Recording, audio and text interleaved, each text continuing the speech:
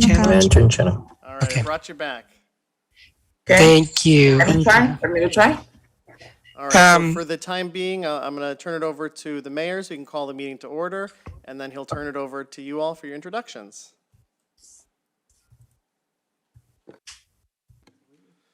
Good evening. Well, at least I hope you'll give us an A for effort here this evening. Welcome, everyone, to the school committee meeting for April. Today is Monday, April 4th, 2022. The time is 6:09 p.m. Our next meeting will take place on Monday, May 2nd, here in City Hall at 6 p.m. So what we're going to do is pledge allegiance to our flag. We'll then have a moment of silence for all those who are serving our country. Our clerk will then call the roll to ensure that we have a sufficient quorum to conduct business this evening. We will then hear from Danielle Najmi from Rosetta Languages and the introduction for tonight's interpretive services. And then we will get into this evening's agenda, which consists of the approval of minutes. Then we'll hear from the public. Then we'll have a discussion from our superintendent, subcommittee reports. There's a series of motions and resolutions around food services, bullying prevention. We have an employee request for sabbatical. We have a donation that we're going to entertain to accept from Town Line Luxury Lanes. We have a proposed name change for technology and student services. And then finally, Mr. Bernard will be sponsoring a resolution in support of the Fair Share Amendment. Then we will entertain motions of personal privilege, and then pending a vote of the committee, we will go into executive session for 3 reasons. One is to approve our minutes from February 7th, 2022, and then to conduct strategy sessions in preparation for negotiations with units A, B, and C. And then finally, we will conduct strategy sessions in preparation for negotiations with SEIU Local 888 clerical, custodial, and cafeteria units. And to do so out here would have a detrimental effect on the bargaining position of the school committee. And then we will move adjournment. So if there are no questions, I'd ask everyone to please rise and salute our flag. I pledge allegiance to the flag of the United States of America and to the republic for which it stands, one nation, under God, indivisible, liberty, justice for all. Please remain standing, if you would, for a moment of silence for all those who have fought for our country and continue to do so throughout the world today.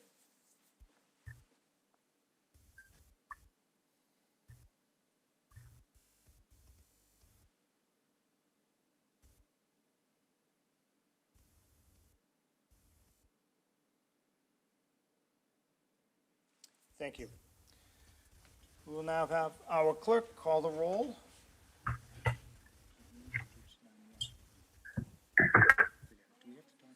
Here.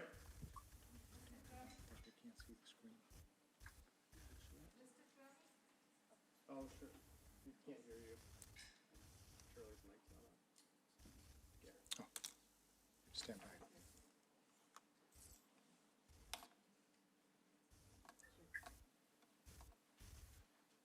Where is that, Adam? Hi, can you wait just a minute? I raise us a little.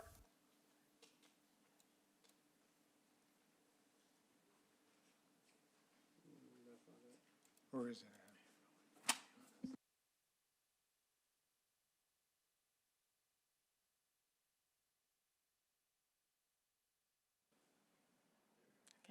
Mr. Drummy? Here. Mr. McCarthy? Here. Ms. Spadafora? Here. Ms. Macklin? Here. Mr. Waldo? Here. Mr. Gray? Here. Mr. Bernard? Here. Ms. Rose Nyberg? Here. Superintendent Noriega Murphy? Student Representative Jean. We have a quorum sufficient to allow us to meet this evening. We are now going to turn it over to Danielle Najmi of Rosetta Languages, who's going to walk us through tonight's services regarding translation. We also do want to let everyone know at home, they can't see us, but they can hear us. We're working on that technical difficulty. but we should be able to make it through tonight's meeting. So without further ado, we'll turn it over to Danielle. Ramadan Mubarak. Ramadan Mubarak, Mr. Mayor. Thank you so much. It's really good to be back here again. So folks, most of you are familiar with our routine, but very briefly, we're going to give instructions in all of the 7 spoken languages that we have here today on how to access the interpretation. And I also want to give a big thanks to our 2 amazing ASL interpreters who are already interpreting the meeting live into ASL. Thank you, Rachel and Elizabeth. So we'll start giving those instructions with Arabic. Assalamu alaikum wa Ramadan Kareem. اليوم عندنا ترجمة باللغة العربية. إذا أردتم الاستماع للترجمة اضغط على رمز الكرة الأرضية في أسفل الشاشة واختر اللغة العربية. إذا كنت على هاتف محمول عليك الضغط على 3 نقط لرؤية المزيد من الخيارات، ثم اختيار ترجمة باللغات، ثم اختيار اللغة العربية أو Arabic، ثم اختيار تم أو done. شكرا جزيلا. And I will now pass it to Emily for Spanish. Buenas noches y bienvenidos a todos. Vamos en un momentico a encender la función de interpretación y cuando lo hacemos simplemente ubícanse al fondo de su ventana de Zoom, ahí hacer clic en el globito y escoger Spanish. Si se está conectando tras móvil, empuje los 3 puntitos, de ahí escoge Interpretation, pues Spanish, pues Done. Si tiene cualquier problema, por favor, comunícase con nosotros tras el QIA. Muchas gracias y bienvenidos. Now I'll pass it on to Lynn, Vietnamese interpreter. Good evening, this is Vietnamese interpreter. My name is Lynn. Xin chào quý vị, tên tôi là Linh. Tôi sẽ là người phiên dịch tiếng Việt của Rosetta Languages cho quý vị hôm nay. Một khi chúng tôi đã kích hoạt tính năng phiên dịch, xin vui lòng bấm vào biểu tượng quả địa cầu trên màn hình và chọn ngôn ngữ là tiếng Việt Vietnamese để được nghe phiên dịch trực tiếp. Nếu quý vị đang dùng điện thoại thông minh smartphone, xin bấm vào 3 dấu chấm rồi sau đó chọn ngôn ngữ phiên dịch Language Interpretation rồi chọn tiếng Việt Vietnamese và sau đó là bấm Done. Xong, xin cảm ơn quý vị. And now I'm passing to Portuguese. Boa noite, meu nome é Raíssa, sou intérprete português com Rosetta Languages. Depois que a gente liga a função de interpretação, se você estiver participando de um computador, você vai ver um globo na parte de baixo da sua tela. Por favor, escolha esse globo, depois escolha português, depois finalizado ou done. Se você estiver participando de um telefone celular, você vai ver 3 pontinhos na parte de baixo da sua tela e, de novo, escolhe português e depois done, finalizado. Obrigada. Thank you. I will now pass it to Haitian Creole.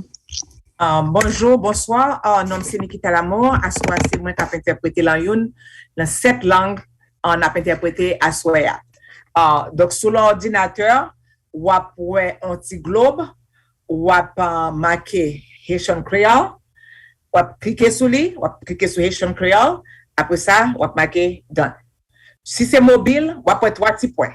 3 petits points sur mobile, sur téléphone cellulaire ou bien mobile, on va prendre 3 petits points. On va peser 3 petits points. Après ça, on va marquer, on va cliquer Done. So, si vous avez n'importe question, vous êtes capable d'écrire dans le chat là, n'a pas essayé de répondre. OK? Merci. I'm going to pass it to Cantonese, to Anna in Cantonese. Thank you so much. Good evening, everyone. I'm Anna. I'll be a Cantonese interpreter for the meeting tonight. 大家好，我係 Anna。我哋今天晚上嘅廣東話同步翻譯。一陣見到個地球嘅時候，撳落去揀 Cantonese 嘅圖標，就會去到廣東話嘅翻譯頻道。如果你係用手機嘅話咧，撳個3個點，再揀更多，然之後就去到廣東話嘅翻譯頻道噶啦。唔該晒大家。I'm going to pass it on to Terry for Mandarin. Thank you. Thank you, Anna. Hi everyone, my name is Terry. I'll be your Mandarin interpreter. 大家好，我叫 Terry， 我是你们的国语翻译我们是从 Rosetta Language 来的。那待会呢，你会在屏幕下方看到一个地球仪的图标，你点一下它，然后再选择 Mandarin， 你就可以进入到国语的频道了。如果你是用手机或者是平板电脑上来的话呢，你可以点一下屏幕下方的3个点，然后再选择语言的选项，也可以进入到国语的频道。好，谢谢大家。Thank you so much. Thank you, Terry. Thank you, team. Adam, you can go ahead and activate the interpreter function. And if you don't mind, right after you do that, if you can just count to 10, and all of us interpreters will count to 10 in our languages to make sure that you cannot hear any of us on the main channel. And that way we can reconfirm that it's working properly. And then you can just get started and we'll good to go. Interpreters, please unmute yourselves. Make sure that your sound is activated. All right, our interpretation channels are now live, and we'll give you a 1, 2, 3, 4, 5, 6, 7, 8, 9, 10.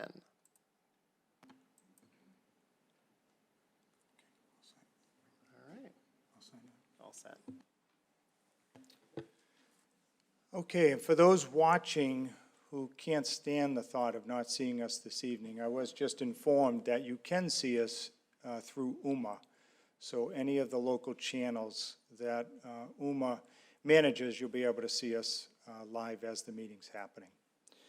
So, and I would ask everyone to speak slowly, those speaking at public comment as well, for Rosetta languages to be able to translate.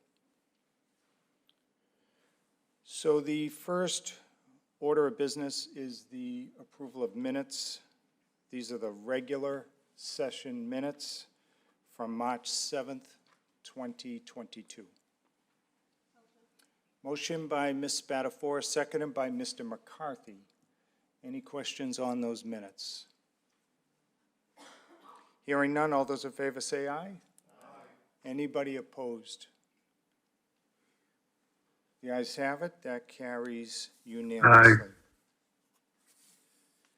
Okay, we're at item number 2, which is public comment. This is an opportunity for members of the public to address the school committee. We only ask that you state your name and address for the record, and please keep your remarks to just a couple of minutes. So with that being said, public comment is now open. All right, so we will alternate between in-person and online, and we have a couple folks in the queue, but let's start with an in-person public comment. My name is Rachna Gray. I live at 295R Lebanon Street. And I'd like to talk about the accelerated program at the Linden School. I'm coming to you not as a parent of a student who is currently in the program, but as a parent who's seen the benefits of the program with my 3 children who have all passed through it. I've always thought of the accelerated program as a special needs program. Just because a kid is an accelerated learner doesn't mean they don't have special needs. Their needs are often set aside because the opinion is they can learn. They do well on tests. They don't need any help. But I want you to think about the kid in the class who always raises their hand, who always knows the answer. After a while, they stop raising their hand. Why is that? Maybe because the kids are making fun of them, or maybe it's because the teacher says, I know you know the answer, let me ask someone else. Regardless of that, the kids just want to fit in that age. They want to be like their peers, and being in that situation doesn't let them thrive. We diminish their love of learning, their joy of knowing the answer, by making them feel like they have to hide that they know something. When they're surrounded by their peers, where all their peers are raising their hands, they're challenged and excited and encouraged to continue to learn. Additionally, I've spoken to a number of parents, and a common theme is social anxiety. A lot of these kids are socially awkward and don't easily fit in with everybody else. And having that safety net of being in the same class year after year with majority of the same kids helps ease that anxiety. They get to know each other, they accept each other's quirks, and they continue to challenge each other. Between all of my kids, I spent about 15 years at the London STEAM Academy. Most of those years were either on the site council or the governing board, depending on what it was called at the time. But without fail, every year this program ended up on the agenda. And every year, a committee was put together, sometimes with just teachers, sometimes teachers and parents. Every year, suggestions have come up on how to improve it. And I'll tell you, I haven't seen any great improvements year after year. I haven't seen many great changes. And part of the reasons for that, I believe, are funding, resources, whatever it is. But without fail, every year it ends up on the agenda again. And I feel like that might have been the context in which all of you put it on a pause, where the concept was, let's put it on a pause, let's evaluate the program, and let's see if we should continue with it. I wonder, though, did you actually analyze the program? Did you talk to the parents and the children who are in it to see what benefits there are? It's easy to see where the problems are, but it's not so easy to see where the benefits lie. I'm not saying the program's perfect. It certainly has issues. But I would say the same thing about our SPED classes and our ESL classes. They're not perfect either, but we wouldn't pause those to make them perfect. We continue on, give the kids the best we can with what we have, and then improve them as we go. And that's all we're asking you to do with these kids. Give them that same chance. Improve the program. Absolutely make it more equitable. Absolutely make it more transparent. But give the kids that are in there a chance to continue and improve it as you go. So in closing, I do want to thank our Ward 6 school committee member, my husband, for reaching out and listening to all the parents and their concerns. I know it was greatly appreciated. Thank you. Thank you. Anybody else wishing to address the school committee can do so now. So we've got one on Zoom. So we're going to turn it over to... Come right to you, okay? And just a reminder for the folks online, all you have to do is use the raise hand feature or dial *9 if you're on the telephone. So we're going to turn it over to Elaine Corpus. I find you, Elaine.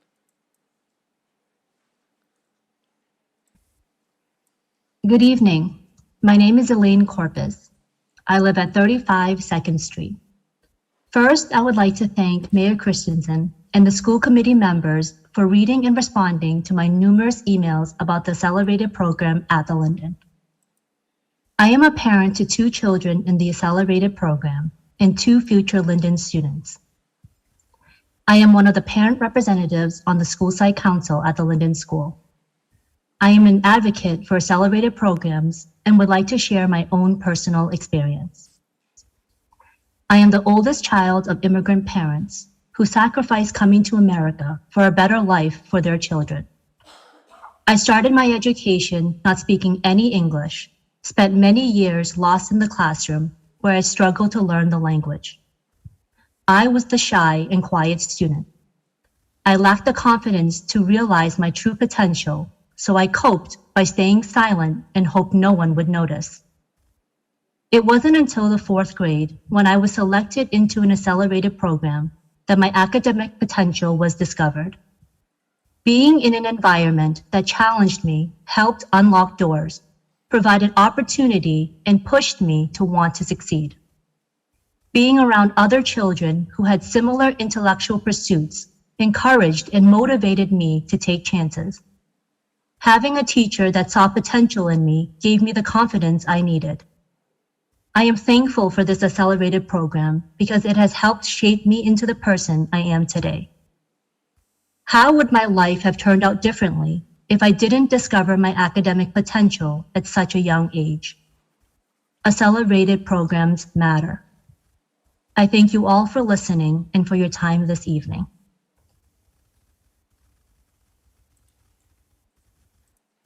All right, so now we can toggle to an in-person.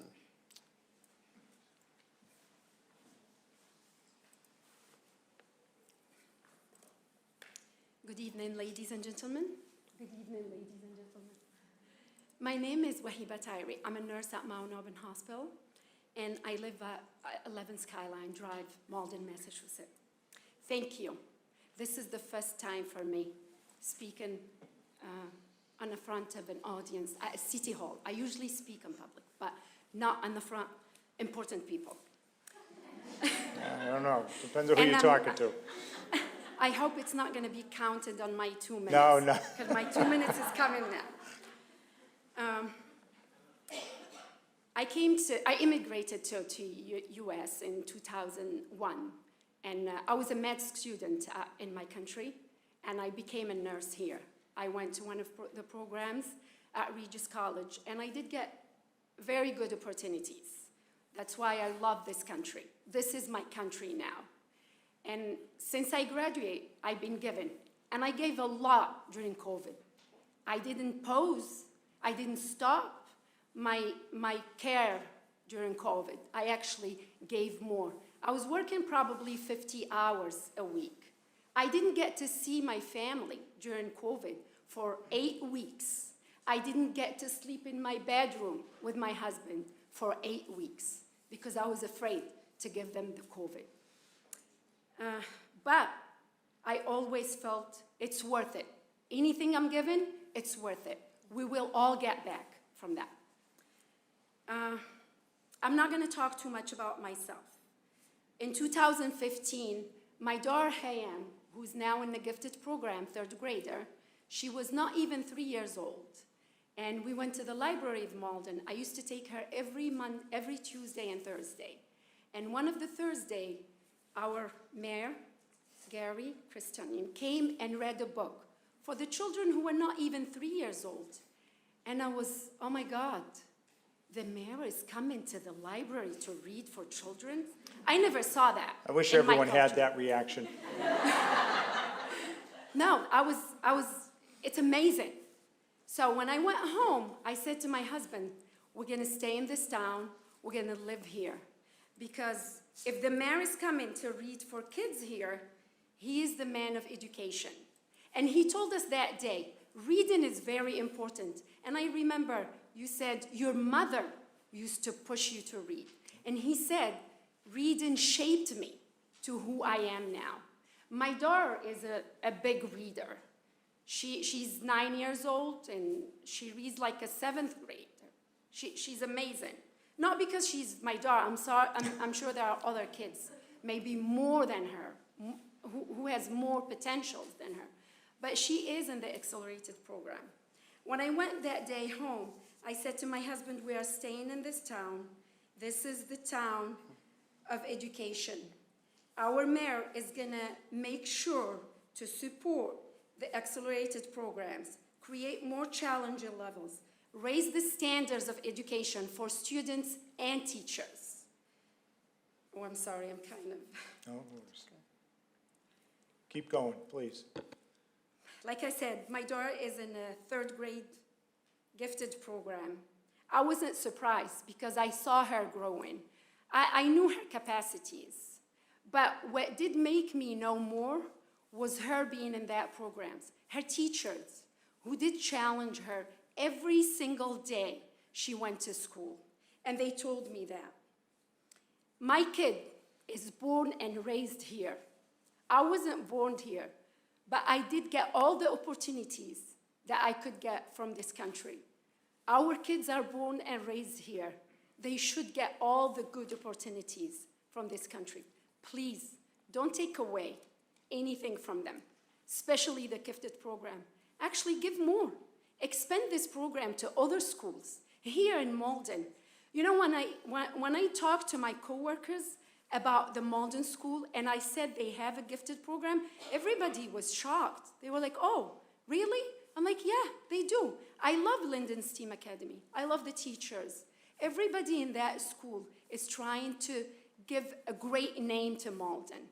These kids are the future of this country, not just this town. These kids are our fruits. So if we don't give them what they need to rise, they will never rise the way they need to. Thank you. Thank you. Anybody else wishing to address the committee? All right, we're going to toggle over to Hedy Otet on Zoom.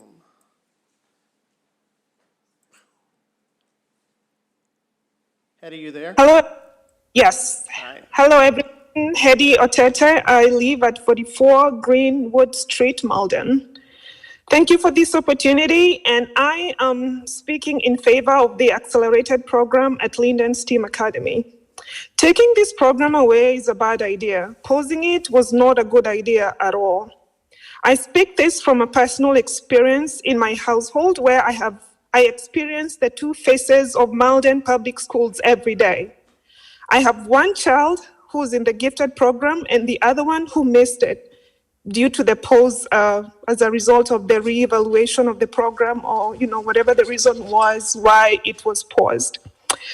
And so the two faces of Malden public schools that I experience every day is the one face that gives all kids the opportunity to excel and to grow to their greatest potential, and the other one that we are facing that is, trying to take that opportunity from the kids away.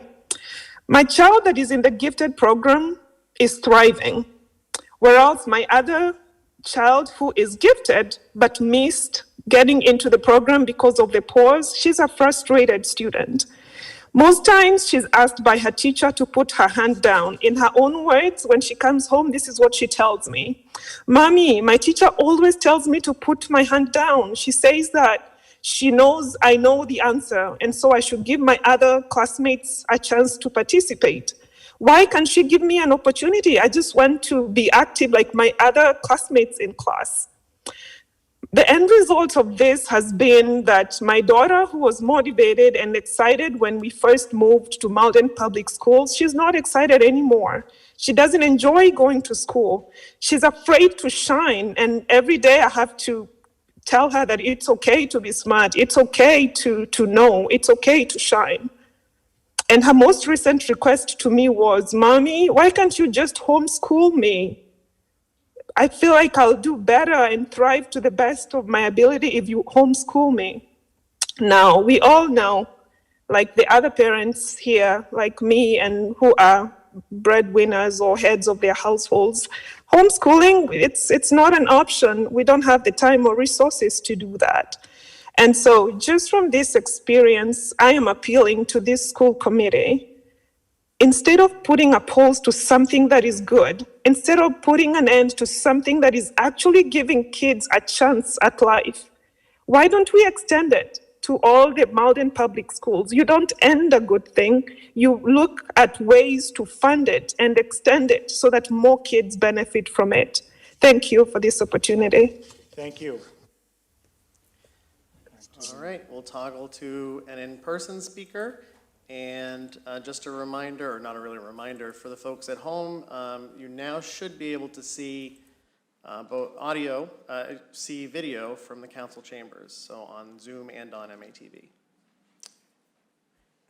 Hi, my name is Yasna Nightingale. I live over at 17 Diane's View.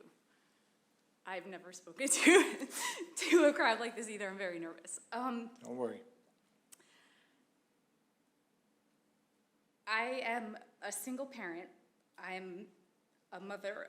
I'm sorry, her story killed me. No worries. Take your time. I'm breathing. I have a third grader and a fifth grader in the program at Linden. When I heard that the school committee is considering a vote to eliminate the program, I was shocked. I moved to Malden because of this program. My older son, Octavio, he's always had a special interest in math. Even as a 4-year-old, he could do things that I never taught him. During a visit to my parents, we were driving in the car. He asked my dad how long it would be until we got home. He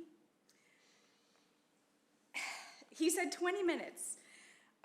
So Octavio looked at the clock on the dashboard and without missing a beat said, "Oh, we'll be there by 5 o'clock. He's 4.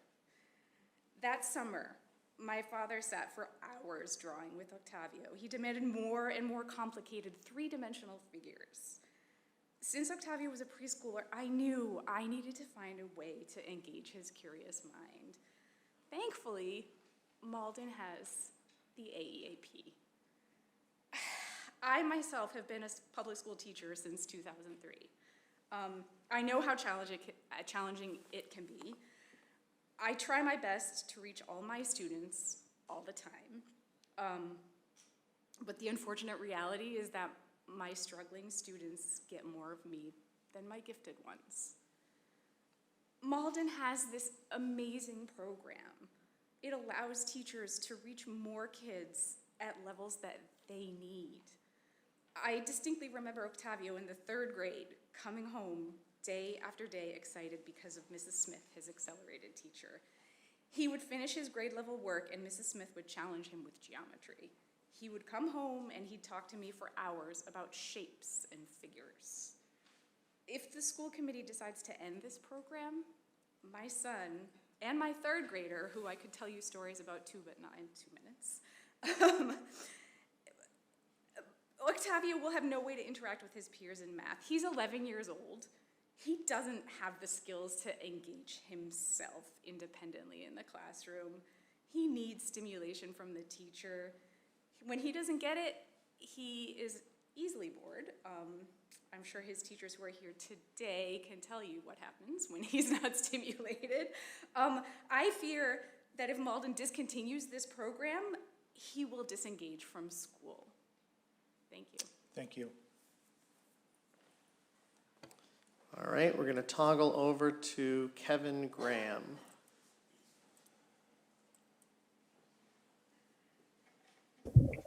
Good evening. Good evening. I debate whether or not to speak tonight, but conversation I'd like to have with you is very personal. And I'd ask as you listen to me, you think of a child that you love or care about. This is my story. I'm first generation American. My parents are from Trinidad and Tobago. I had a father that some might call overbearing, but he wouldn't allow television in the house. By kindergarten, I knew how to read and write, to the point that my kindergarten teacher would allow me to read daily to our class. We moved to Alabama, and when I got to school, I would finish my assignments early, and my teachers, knowing I was bored and not knowing what to do with me, turned me into a student janitor. I'd be told to go help the janitor, clean the gymnasium or the lunchroom.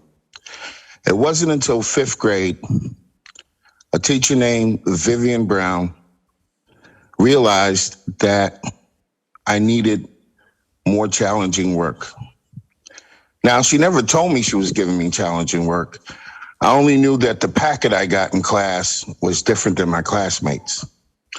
But back in those days, we revered teachers, and you definitely didn't question your teacher. It took me a couple of weeks to get up the courage to ask her why I was getting different work.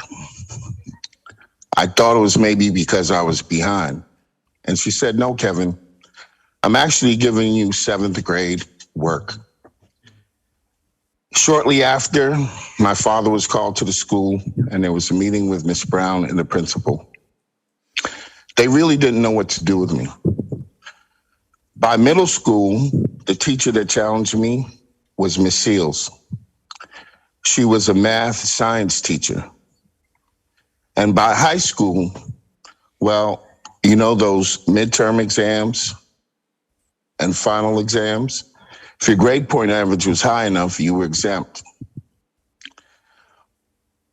I'm telling you this tonight because until certain teachers saw the value in me to actually make my education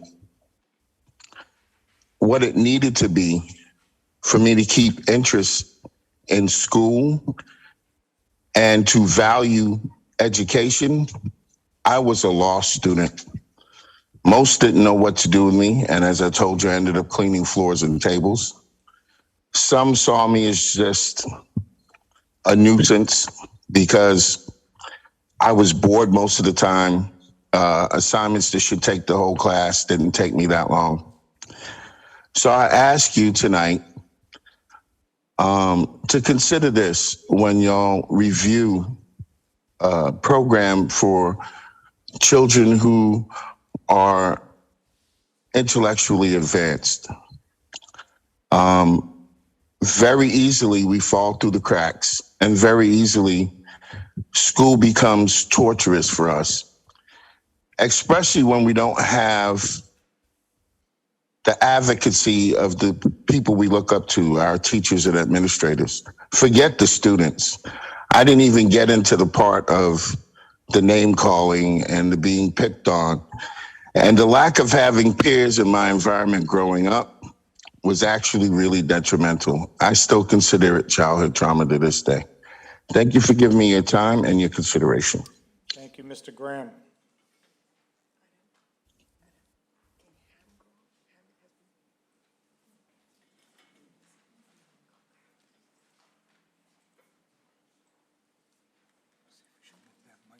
Good evening, ladies and gentlemen.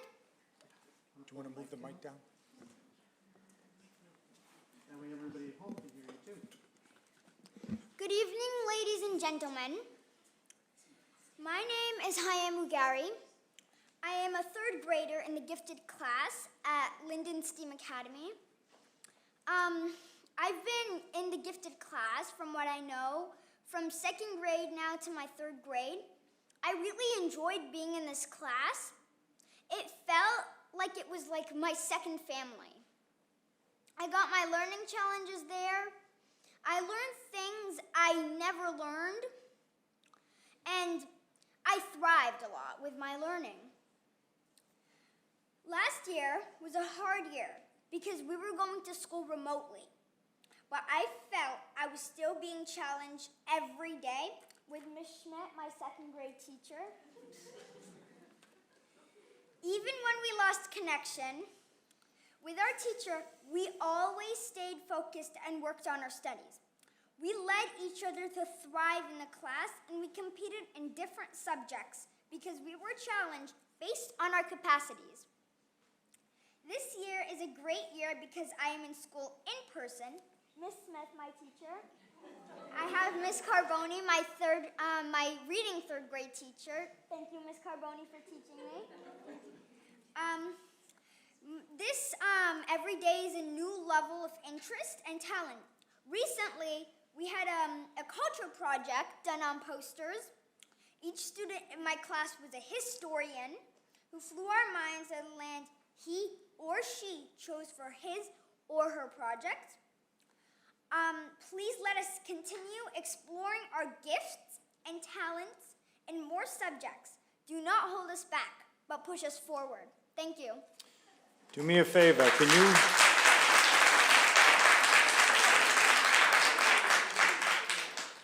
can you come to all our meetings? Do you see your testimony? Very good job. Yeah, very well done.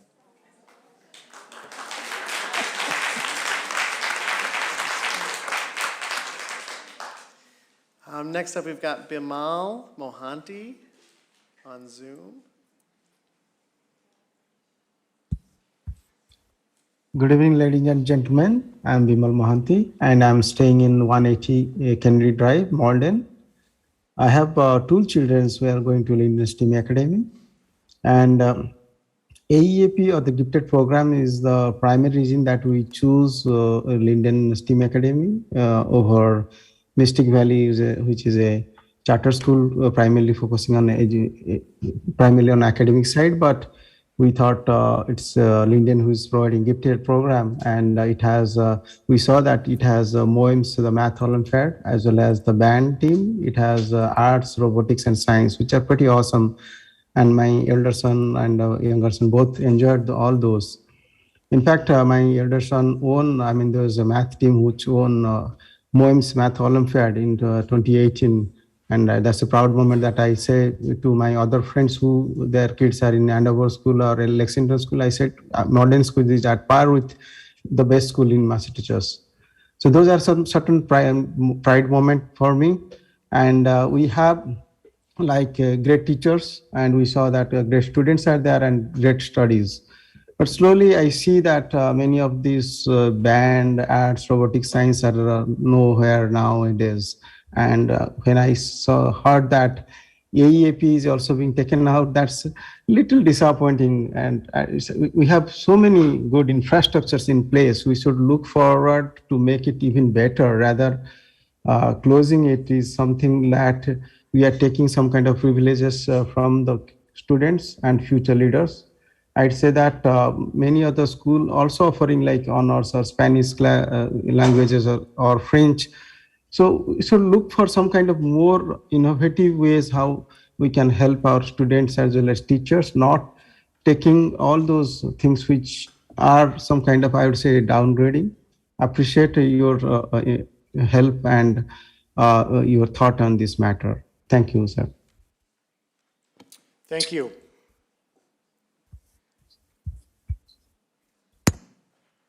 Okay, anyone else wishing to address the school committee can do so now. Good evening. Good evening. Hello, everyone. Sorry for the mic adjust. Thank you. My name is Juliana Davidson. I'm at 685 Broadway in Malden, and I'd like to talk about the Accelerated Program. I'm a senior at Malden High, a Linden STEAM Academy alum, and will be attending Wellesley College in the fall with a full-ride scholarship. In my 8 years at Linden, I was a student who participated in the Aeap Gifted and Talented program, which allowed me to be challenged and taught me all I know, literally all I know. I'm the type of student who would complete my work efficiently and need to do more. I thrived in knowing that there was always more to learn in the Accelerated Program. My work was quite literally never done. With the experiences collected in the Gifted Program and the amazing teachers consistently challenging me, I felt empowered and ready for my years outside of Linden. I wish to further advocate for the education of students, both through my words today and my time at Wellesley in the future. I cannot express the amount of gratitude I have for the Accelerated Program, as it has shaped me into the person I am today. As a former AEAP student and a continuous advocate for the program, I'd be honored to discuss any changes needed to continue this program in the most equitable manner. I'm here today because of my passion in education and my desire to be a teacher and support kids at all levels. As a current intern at MPS, I can attest that there are plenty of students who would not only benefit from the program, but would thrive. I'm calling on the school committee today to be a supporter of these children, meet their academic needs, and offer like-minded opportunities for new generations of students to come. Outside of the classroom, I didn't have many people that pushed me to do better in school and challenged me. I truly believe that having those individuals at Linden, whether they be my classmates or teachers, resulted in my successes.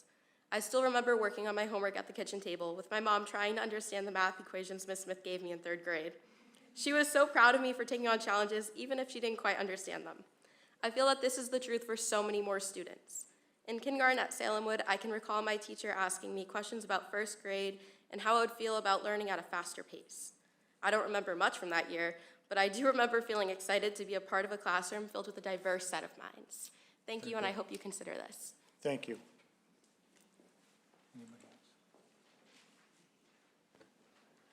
All right, no other Zoom participants, so if there are folks in person, come on down. My name is Wendy Lau, 124 Lime Street.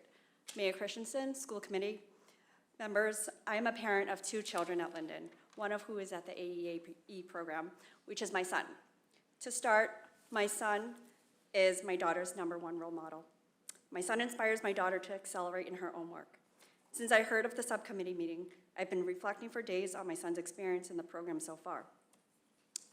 My son looks forward to going to school every single day. In 1st grade, he missed 1 day because he was sick, and all he could think about was all the work that he was missing and that he couldn't get perfect attendance. And today, he still continues that same emotional attachment to school and fear of missing out on the school day while being sick at home. My son's class is very diverse. We are fortunate that he has the ability to learn with peers that think like him and learn from peers that have different backgrounds. Most recently, I was able to join my son through Google Meet as he educated his class about his culture. I was impressed by the respect for one another, the curiosity, and their innovative conversations that sparked ideas from each other. During this project, my daughter watched my son research, organizing, and practicing his speech and wanted to be just like her big brother. I fear that if this program is not reinstated, my daughter will not have the same opportunities should she need it or want it. I'd like to share a story that my son remembers and tells his grandparents, aunts, and uncles. Their teacher allowed students to participate in an optional math test that was above their grade level, allowing kids to challenge themselves in their own comfort zone should they choose to. My son loves math. He took on this challenge and was thrilled with his results. The moment is very vivid in my son's mind because he is proud of his work. My husband and I are both very proud of him and so thankful for the environment that has allowed my son to prosper. I'm a firm believer in lifelong learning. I believe everyone should be given the opportunity to be challenged to their full potential, and that positive education needs to be fostered and developed early on. Small moments like the one my son had experienced with the math test, it may not seem big at the moment, but it has huge impacts influencing his life while encouraging him to take risks. Last, I want to thank all the teachers that supported us at the Malden Public School System. They are our heroes. I appreciate your time and thank you for listening. Thank you very much. Anybody else wishing to address the school committee can do so now.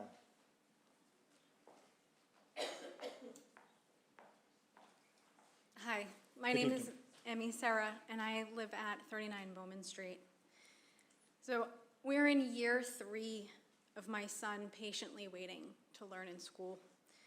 Since kindergarten, he had said stuff like, "School is not hard for me, Mom. You know, I'm going there every day, but I'm not learning anything." And another comment he makes a lot is, "I just want to try."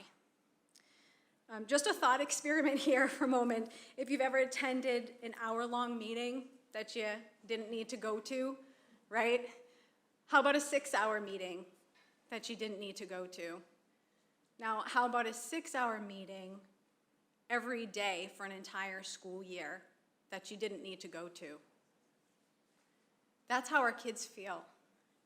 You know, we couldn't handle that. We'd fall apart. It'd feel like torture for us. And how do we expect that our kids can handle that? So I gave my kid a promise. I said, you know, I'm going to promise that I will find a way, even if it means going to a different school. And he says, "Mom, why can't I learn in my school?" So he's not wrong, and while I may be able to find another way for him to learn, there are many families that can't. You know, think about how many kids go straight home so they can watch their brothers and sisters while their parents need to work. So the 6 hours that they are in our schools are their only hope for growth. So by dismantling this program, I think we're perpetuating privilege. Reviewing a research report that was commissioned by DESE, it says that academically advanced Black, Hispanic, and low-income children are the ones that are hurt the most when these programs aren't available. So, and I don't know if you're aware of this, but I learned through this process that Massachusetts is actually at the bottom of the list for identifying needs of these kids and for funding as well. So I'm not here just for my child, I'm here for all the kids in Malden who thirst for growth. You know, Mass laws require that our classrooms provide conditions for all pupils to engage fully in learning, also for all kids to reach their full potential. So please don't shut down the program because it needs work. So let's do the work and proudly bring it to all Malden schools. And I ask that we reinstate this program immediately. We can't keep these kids waiting to learn any longer. So thank you very much. Thank you. Anybody else wishing to address the school committee can do so now, please.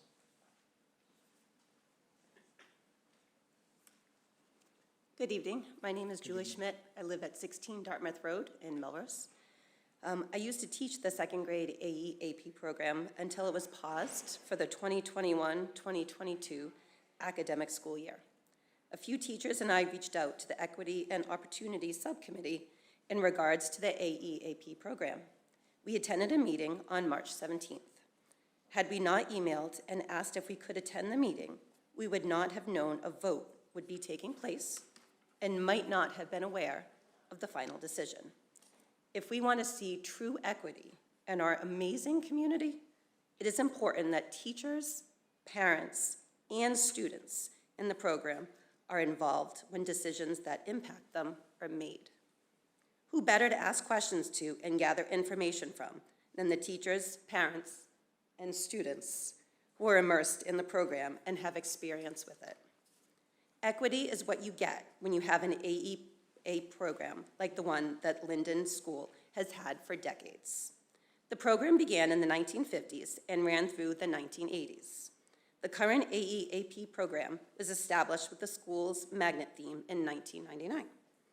Every student in the AEAP program gets the learning experiences they need and wouldn't get at that high level if the program didn't exist. This program adds true value to the community and is something to celebrate and expand, not diminish. Without having the AEAP class this current school year, I have quickly realized that in my vast heterogeneous class, I can't adequately challenge my higher level students. These students need to have their academic needs met as well.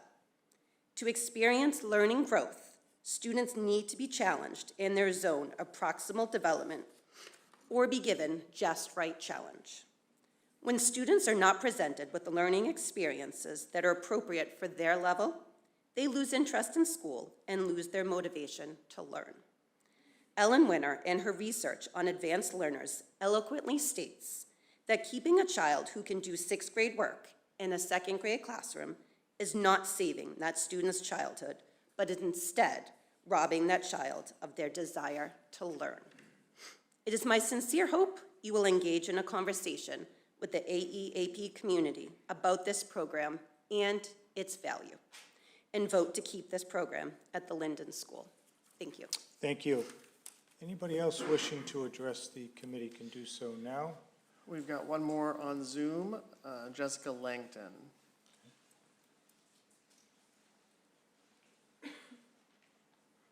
Jessica?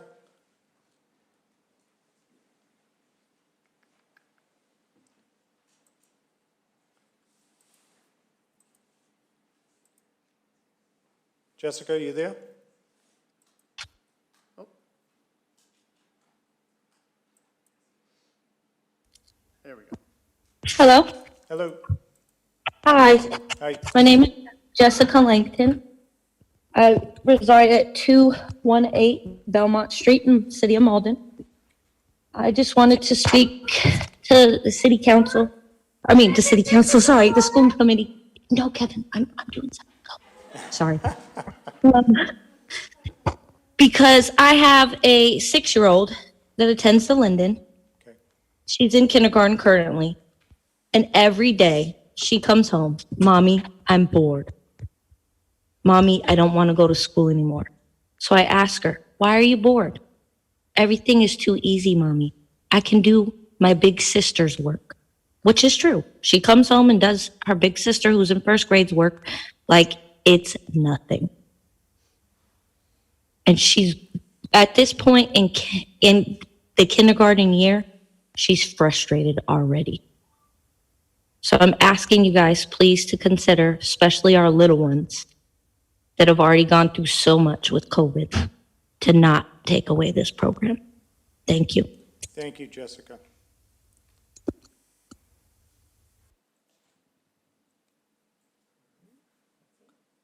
All right, so if I didn't want to jump ahead of anyone. Good evening, Mayor Christensen, Malden School Committee, Superintendent Noriega Murphy. My name is Debgiswaldo. I'm president of the Malden Education Association, and our address is 77 Exchange Street here in Malden. I come before you during this evening's public comment to urge the school committee to vote unanimously in favor of the resolution in support of the Fair Share Amendment, which is sponsored on this evening's agenda by Ward 7 School Committee member, Mr. Bernard. It is crucial that the school committee support the Fair Share Amendment both in word and action. As we saw with question 2 back in 2016, we know that people on the ground having conversations with friends, family, and neighbors is a huge part of what it takes to move the needle on a ballot question campaign. The economy in Massachusetts works great for those at the top, like the 19 billionaires who saw their wealth grow by $17 billion in just the first 3 months of the COVID-19 pandemic, while so many people and small businesses across the Commonwealth were struggling just to pay their bills and survive. It's time for millionaires and billionaires to pay their fair share. We've been paying our fair share and theirs for far too long.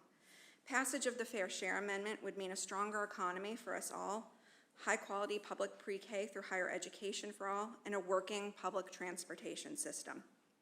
Without investment in public education and public transportation, working families and our most diverse communities will continue to be left behind.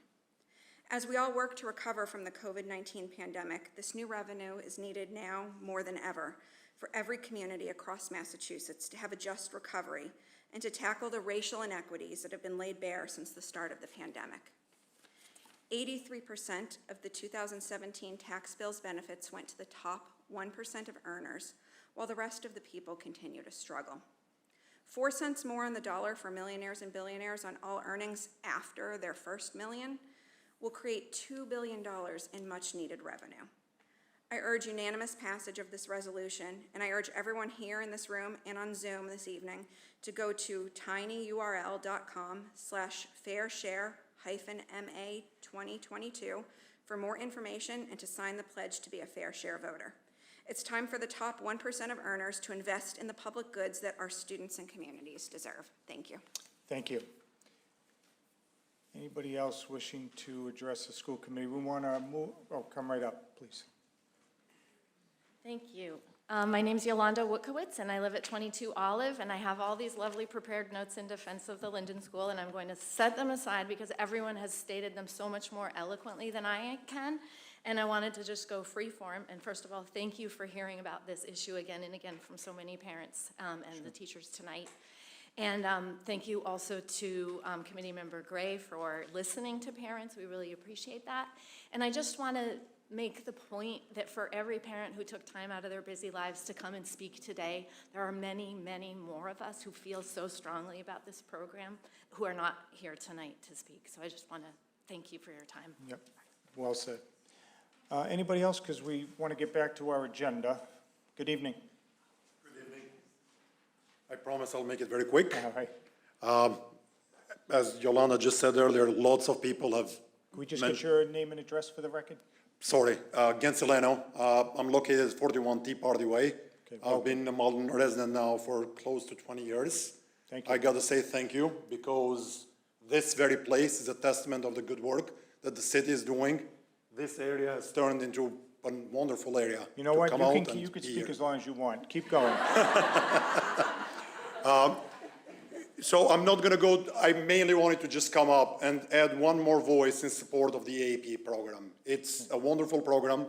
I've seen it with children in there because I have 2 children, and I've seen it without a child in there. I've seen the difference. I've seen what it does for the children. I've seen what it does for our youth. And I have also heard that there is problems with that. Like everything else, if your arm hurts, your first thought is not, let me cut it. Your first thought is, hey, doctor, what can I do to bandage it so it gets better? So if there is problems, ask for help. We, the parents, all the parents that have children, I'm sure that most of us will actually volunteer to help if there is anything we can do to not only make the program better, but expand it to the other schools. Bring all of the other schools to that level. Thank you, and thank you. Have a good evening. Yep. Anybody else? I'm actually gonna toggle to someone on Zoom, and then we'll come back to in person. Perfect. So Smitha, you're on. Hi, thank you for providing this opportunity. My name is Smitha Chapiala. I live at 70 Lake Circle, Malden. I just want to add voice to everybody who has expressed their views and concerns until now. I have like 2 kids. One is in the Aeap program in 3rd grade who loves the program, and another one in like grade 1. He has a great teacher, but he has a lot more potential where he could get more from the school, who is currently like looking forward that he wants to do everything that his brother is doing and like want to learn more. So I just request you to like, please do not pause the program, but like continue to evaluate it and open the opportunity for like other kids as well and continue to grow it, because we need this. Like we need to feed these kids with like challenge so that they can grow and like strive for it. Thank you. Thank you. Okay, Wally. Okay, my name is Waldina Del Rio, also known as Wally.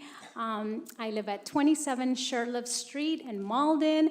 I've been a resident of Malden since 2009, and I currently have 2 children at the Linden School, one in 1st grade and one in 7th grade. My 7th grader is a recipient of the Gifted Program for 5 years. We are, as you can see, Latinos. I am from Honduras, Central America. My husband's from Puerto Rico. So we are bilingual and we are multicultural. And I just want to say I've been moved and touched over the past week. I myself didn't know that the equity, they spoke about this issue. So it took me by surprise a week ago of finding out. But just like you've heard today, these few little stories, I've heard them all week. And I've been moved as a parent. I've been moved as an immigrant. I've been moved as a PTO member of the Linden School, who I love so much, who I volunteer my time day in and day out. I live at the Linden since 2018. I've been living at the Linden because I love our school. I love what gets done there. I love our teachers. And today, you are all my friend. Thank you, Gary. Thank you, Superintendent Ligia. Thank you to Larissa. You guys are my friends, and I consider you amazing people, and I would do anything for you guys. Joe, thank you. You've helped us many times in our school, planting the flowers in the flower bed, bringing us the mulch. Thank you. This is nothing against any of you. This is in love and peace. And because of these stories, today I stand before you next to our Linden parents, our Linden children, and our Linden teachers. Because my son, who's a 7th grader, who's a Latino, I see thrive. I see a boy who's gonna be something big. Not because anyone has to tell me, but it's because of what I've seen him do within the school system of Malden. We moved here because of that, because the Linden had this program. You know, when I went to the PIC office in 2000, I think it was 13, he was at Montessori. The lady said, you have to put three schools. You have to put 3 schools in the application, and I only put Linden. And she said, no, you have to put 3 schools. And I said, no, I'm just gonna put Linden. If he doesn't get in, it's okay. But he did get in. Praise God, he did. Because of the God I served, he got in, because he was in control of that, not me. And you know what? I am so thankful and grateful that he did, and he has. And now I stand before you just asking if we can work together to keep this program going, because I love the school, and I want to continue to serve the Linden School. But it will be very hard to serve if my children don't have that opportunity anymore. Thank you. Thank you, Wally. Anybody else?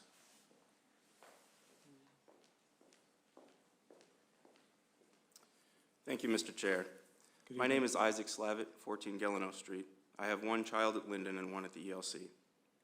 I want to thank this body for recognizing that it was time to slow down and think harder about the AEAP before moving forward. As a fellow member of a city commission, I understand how difficult these conversations can be, and I thank members for their selfless public service and devotion to our children. A special thanks to Mayor Christensen and Mr. Gray, who have both spent so much time listening to parents and discussing concerns this past week. Believe it or not, many of the program's strongest supporters will be the first to agree there are ways it could be improved based on current best practices, such as universal assessment and the removal of parental applications. We don't object to this body examining the program, even critically. In fact, we welcome it and look forward to working hand in hand with members to add our own feedback and help identify any issues. But in the meantime, I would ask the full committee tonight, what exactly is the emergency preventing this program from enrolling students while being evaluated? This past year, the Equity and Opportunity Subcommittee went 360 consecutive days without meeting. Whatever supposedly urgent conditions existed can't have been emergencies, while real logistical headaches caused by repeated delays are only getting worse. By all means, let's have the subcommittee commence a discovery process, drawing on relevant experts, research, and school data. If we as a district arrive at evidence-based conclusions, let's discuss them together in the light of day. But it's time for this administrative pocket veto to end. Mr. Chair, please allow me to remind this body that all we have in the record so far are vague insinuations. To date, we are not aware of any party having released to the public a clear position memorandum building on evidence to advance a fact-based argument.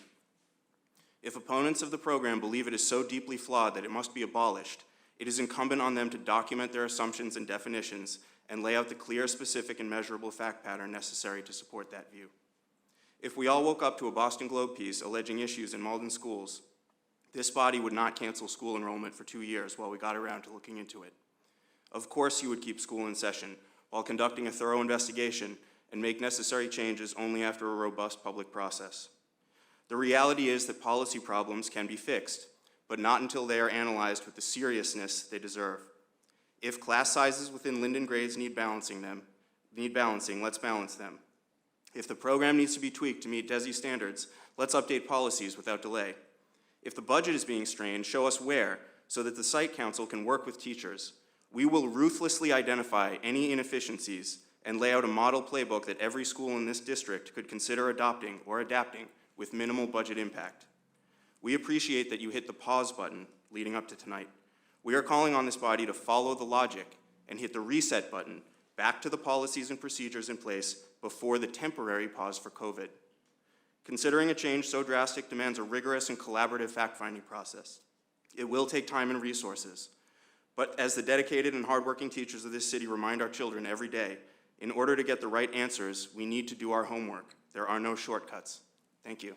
Thank you, Mr. Slavitt. Anybody else?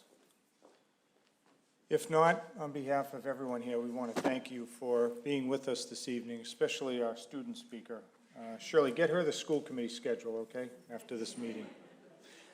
So just as way of an update, I know a lot has been mentioned about Mr. Gray and myself, but I really want to take a moment to thank Ms. Spadafora, Mr. Bernard, and Ms. Macklin, who is here on Zoom. My experience over the past 20 years in public service is that once elected officials make a determination, there's no going back, but that was not the case with Ms. Spadafora and the members of her committee. As soon as we spoke with them about your concerns, your interests, and your passion, they immediately decided to hit the pause button and regroup and have another meeting to see if we can figure this out. So I do want to publicly thank Ms. Spadafora, who is now going to take the microphone to outline the next steps. And let me get you.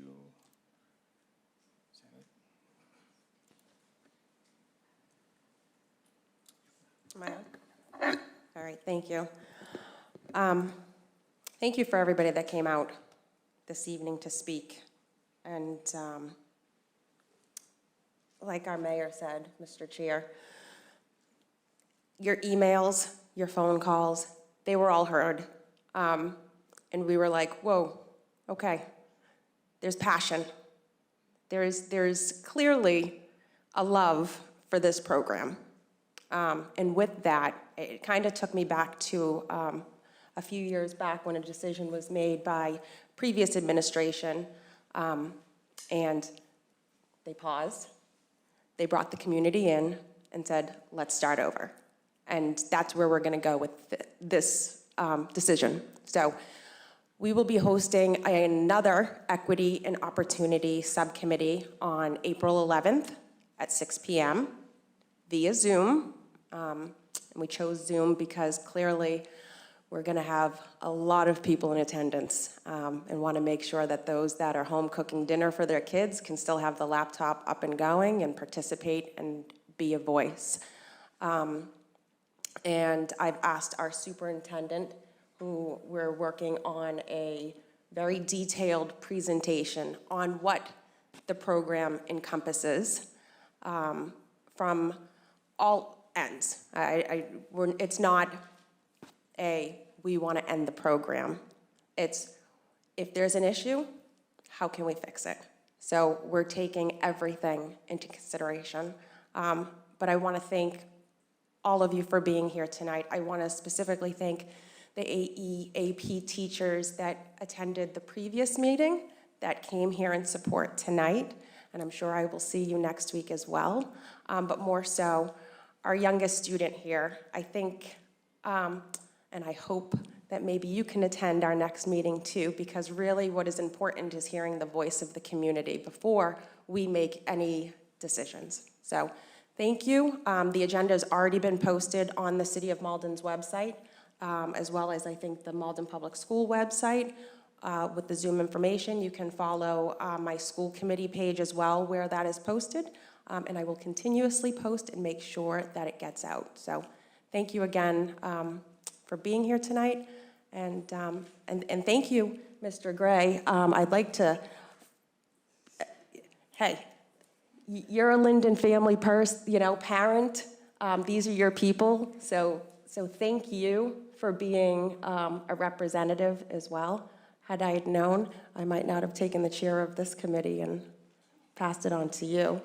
But I know you're full up on technology, so thank you, though, really. All right, thank you, Ms. Spadafora, and thank you once again. Public comment is now closed. The school committee will be in a brief recess.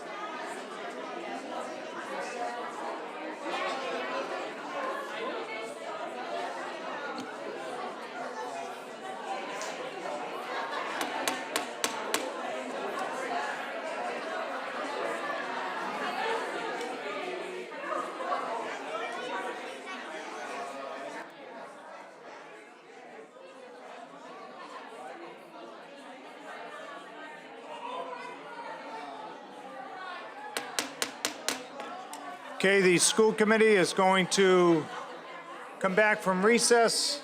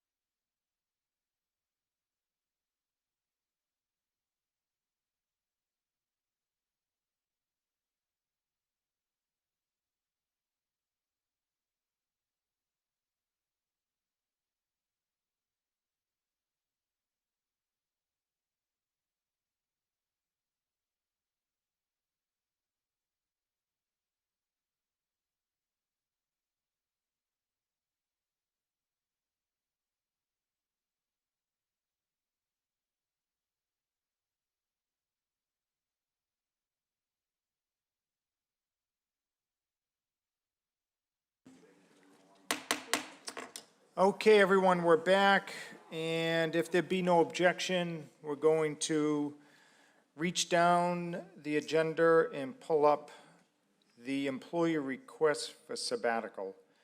And this was being led by Ms. Spadafora. Any objections to that? Chair hears none. So let's talk about this employee request for sabbatical. And we'll go to Ms. Spadafora. Thank you, Mr. Chair.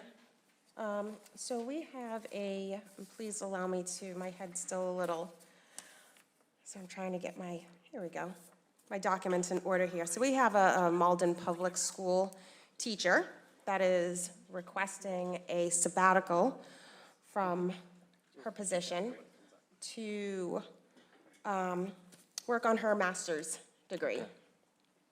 This request is, I don't know how much we can share in regards to teachers' names and. Yeah, I think you just overview like you are. Okay, so this teacher is a teacher at the Fairway School. Has been a teacher, I don't have my exact notes in front of me, but I believe for over 20 years. 22. 22 years. And the request, she is a Malden resident as well.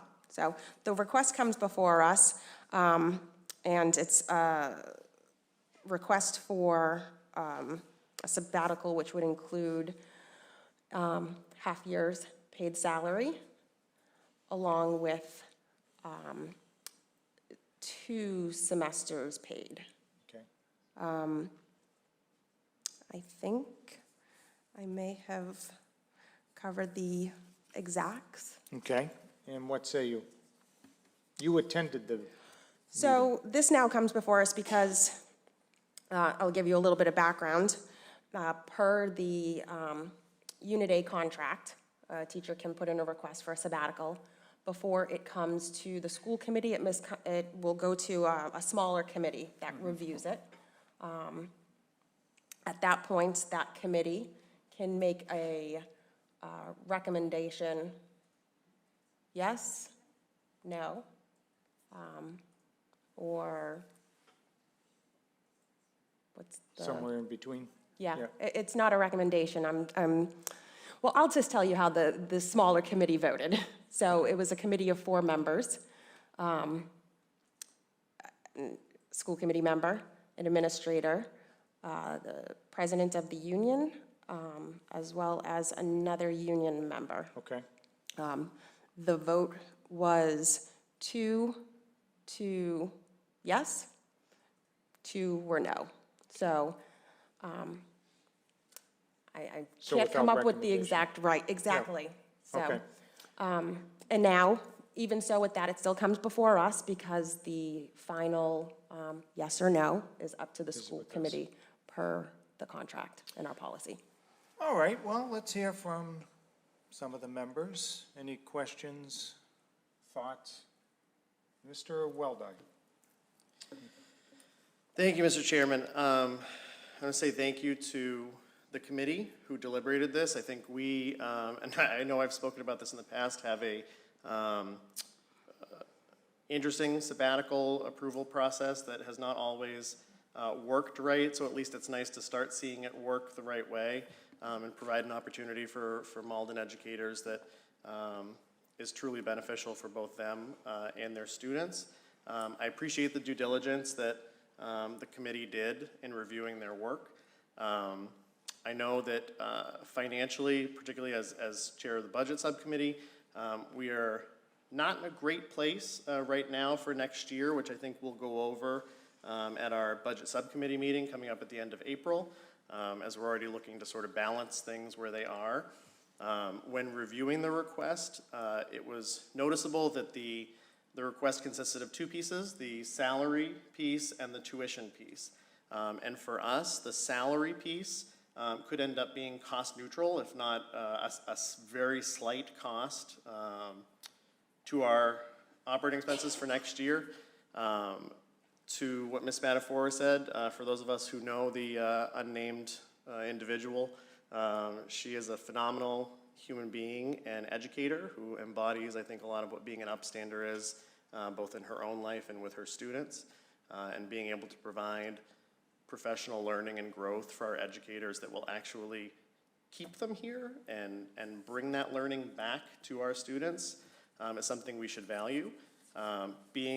Balancing that with the budgetary constraints, if it pleases the committee, I would love to make a motion to approve the salary portion of the sabbatical, removing it from the tuition piece. So just looking at the half-year salary piece and not looking at the tuition piece.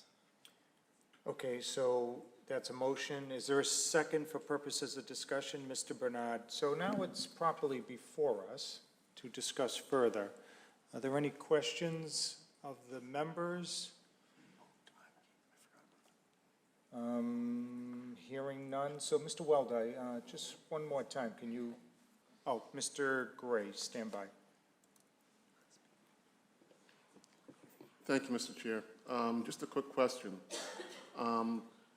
Since I'm not quite as familiar with the budgetary structure and why the tuition issue is an issue, just, the handbook for dummies explanation, will you please explain that further?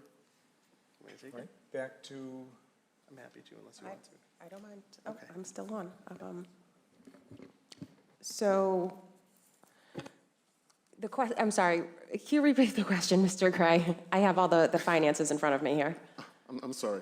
For some of us who are not as familiar with the industry and why the tuition issue is an issue, could you please just explain it, at least for me and some of the audience, why we're splitting that out? Okay, so I just want to correct Mr. Weldy. So the request was for a year at half pay. salary. Sorry, I will say 1 something year, wrong when I can. half pay. So, and I think, and I don't want to speak for Mr. Weldi, but when it comes to the tuition, the half pay or half salary for a year, combined with tuition, combined with having to put a substitute teacher into that classroom now for a year, brings the cost to more than the current salary of the employee. Okay. So it would be a loss to the district financially. Got it. Okay. Okay. Thank you, Mr. Gray. Others have questions? Mr. Waldi, can you just repeat your motion? Sure. I think motion, how is this listed on the agenda? Employee request for sabbatical. Motion to approve the employee request for sabbatical. Conditioned. Conditioned on, no, I want to word that differently. Motion to approve the employee request for sabbatical minus the tuition expenses. I'd like to second that. Say that one more time, Ms. Spadafora. I said I'd like to second that. It was seconded by Mr. Bernard. Oh, I'm sorry. I was just saying, Are we- restate the motion, so we're all clear My bad. as to, no, it's all good. So, are there any questions? Anybody from Zoom? Ms. Macklin or Mr. Jeremy? Nope. Okay. Hearing none, we'll have the clerk call the roll. Mr. Drummond? Yes. Mr. McCarthy? Yes. Ms. Spadafora? Yes. Ms. Macklin? Yes. Mr. Welder? Yes. Mr. Gray? Yes. Mr. Bernard? Yes. Ms. Rose Zeiber? Yes. Mayor Christensen? Yes. So that carries unanimously. Continue making us proud, okay? All good? Okay. The next order of business. Let's go to Mr. Gray. We're going to take out of order, if there's no objection, under Subcommittee Reports and Discussions, Technology and Student Services, name change. Let me get you on. There we go. Thank you, Mr. Chair. So the Technology and Student Services Report relies on the motion on the docket to approve the name change. The motion to change the name of the Technology and Student Services Subcommittee to Technology and Student Resources. Second.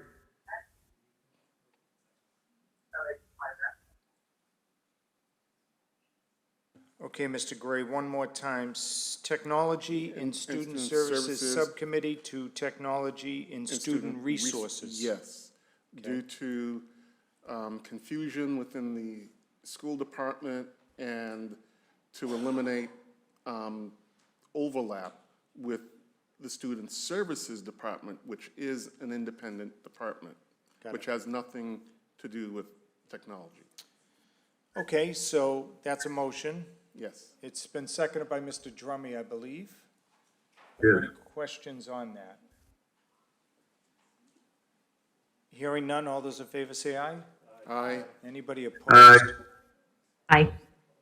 The ayes have it, that carries unanimously. So, Mr. Gray, do you now give your report? Yes, yes, Please. I'm going to give a summary. Summary of the most recent March 23rd Subcommittee meeting for Technology and Student Resources. Attending myself, Adam, Sharon, Keith, Superintendent Legia, and Assistant Superintendent Larissa. A quorum was present. The subcommittee name change was discussed and agreed to unanimously. Subcommittee member Sharon Zeiberg was nominated and unanimously voted as Vice Chair of Student Resources for this subcommittee. Subcommittee member Keith Bernard was nominated and unanimously voted Vice Chair for Technology We did this so that we have a clear chain of command. Should I not be present or anything happens, we know exactly who to turn to, and they can work it out between themselves who will take over responsibility for moving the subcommittee forward should anything happen to me. We had extensive discussions of technology policies, and we're going to, as a team, look into clarifying them for the district. On a semi-personal note, I've come to realize through trial and error that I need to circle back and work with subcommittee member Adam on the issue of group secretary. Keeping everything in my head, managing and documenting at the same time is actually a chore, as Adam had rightly warned me. We will address and hopefully correct this at the next subcommittee meeting. I am still learning. We are looking at long-term strategic technology plans for the district. The superintendent's team is doing an amazing job of bringing this together and keeping our team updated. A comprehensive overhaul of the school department's website, technology resources, and better transparency of budget items specifically related to technology grants and donations are among some of the items for an updated strategic plan. Unless something urgent comes up, this next technology subcommittee meeting will be the last for the season. We will continue working through the summer with the superintendent's teams on technology initiatives and strategic planning. Instead of a May subcommittee meeting, if we can schedule it, we plan to have a technology presentation at next month's school committee meeting, which includes Director Anthony Rodriguez giving us an updated presentation of the district technology at an enterprise or citywide level. Every year, we get new families and parents joining our school system. So, this is a very welcome presentation to help orient families on the scope and breadth of the job being done to support our Malden school children through the use of evolving technology. And Mr. Chair, that concludes my report, unless anyone has any questions of either myself, Adam, Sharon, or Keith. Once again, that's how you deliver a subcommittee report. Any questions? Hearing none, thank you, Mr. Gray. Now to our superintendent. This is item number 3. Let's go to our superintendent for her report. All right.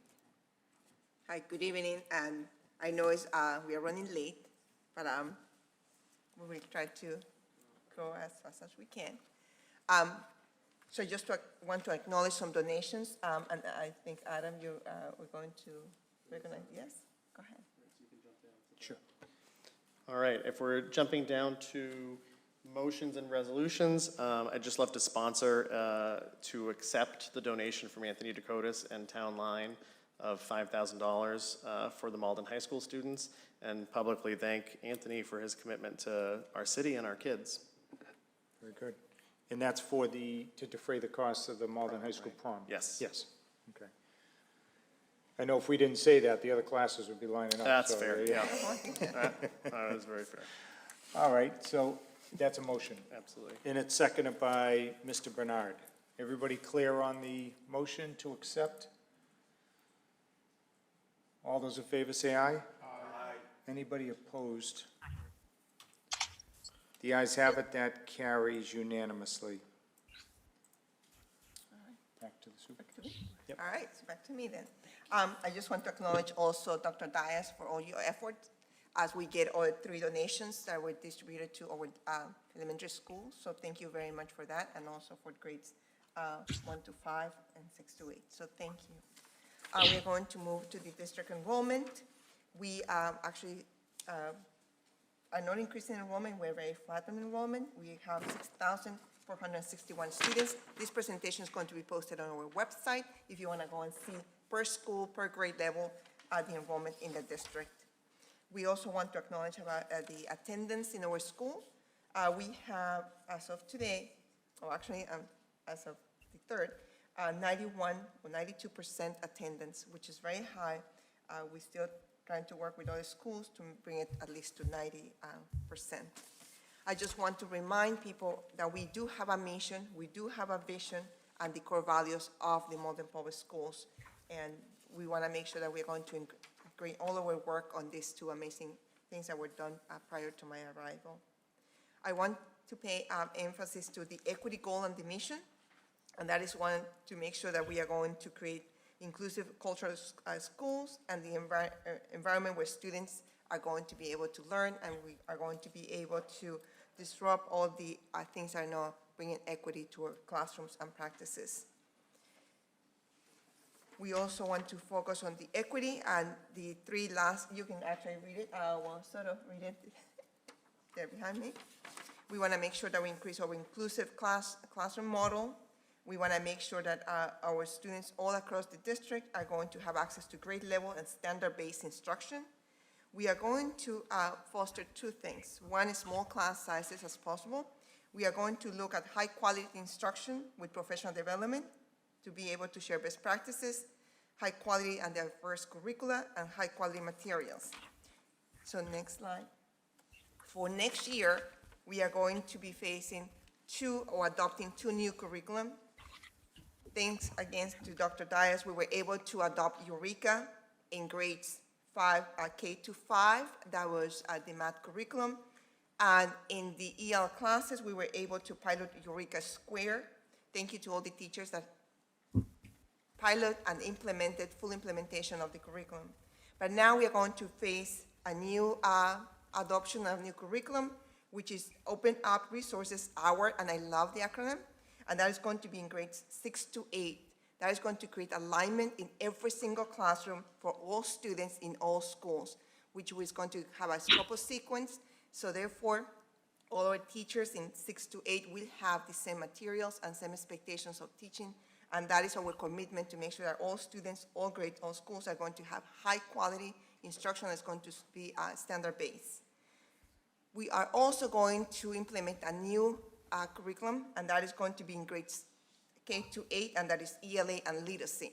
So we are very fortunate. Thank you for school committee for approving this last year. Thank you, Victoria Malkern, for all the work that you have been doing with Emily Speña and the team, trying to make sure that we are going to make the final decision very soon and present it to you, or who is the vendor that we're going to go for. So therefore, this is going to be implemented next year in every single classroom, every single school, for every single student in K-8. We are going to focus our work on the acceleration roadmap, and we are going to use standards, again, in every single school-based, standard-based teaching and learning.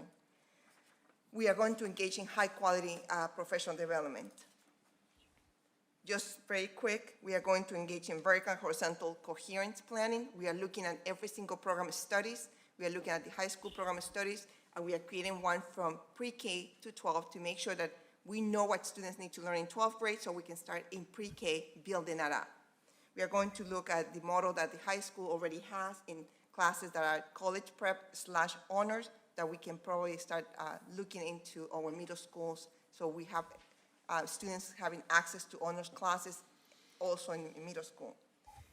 We want to bring the Math League, Spelling Bee, robotics, intramural clubs, and internships from grades 8 to 12. So that is actually something that is happening already, so you will see that next year our classes and our instruction will look a little bit different, and we want to make sure that we support all our amazing teachers in every single school. All right, we are going to move to the school calendar. And last time you approved the calendar, but we had a small challenge in the calendar, and that is that I forgot that we actually have state primary elections, and that is going to be September 8th. We have to use all our buildings, so therefore we couldn't have school because we cannot have students while a lot of people are coming to the schools to vote. So what I'm proposing to school committee here is that we are going to keep September 8th, but not as a school day for students, but a professional development for teachers. We are going to convert the March 10, which was going to be a no school day for students as an early dismissal day. Then June 2nd, that was going to be an early dismissal to be a full day. That is the only time that we can actually keep the 108 days and also the time on learning for our schools. We know that our students in high school must have 990 hours of learning. In K-8 is 900, and pre-K is 425.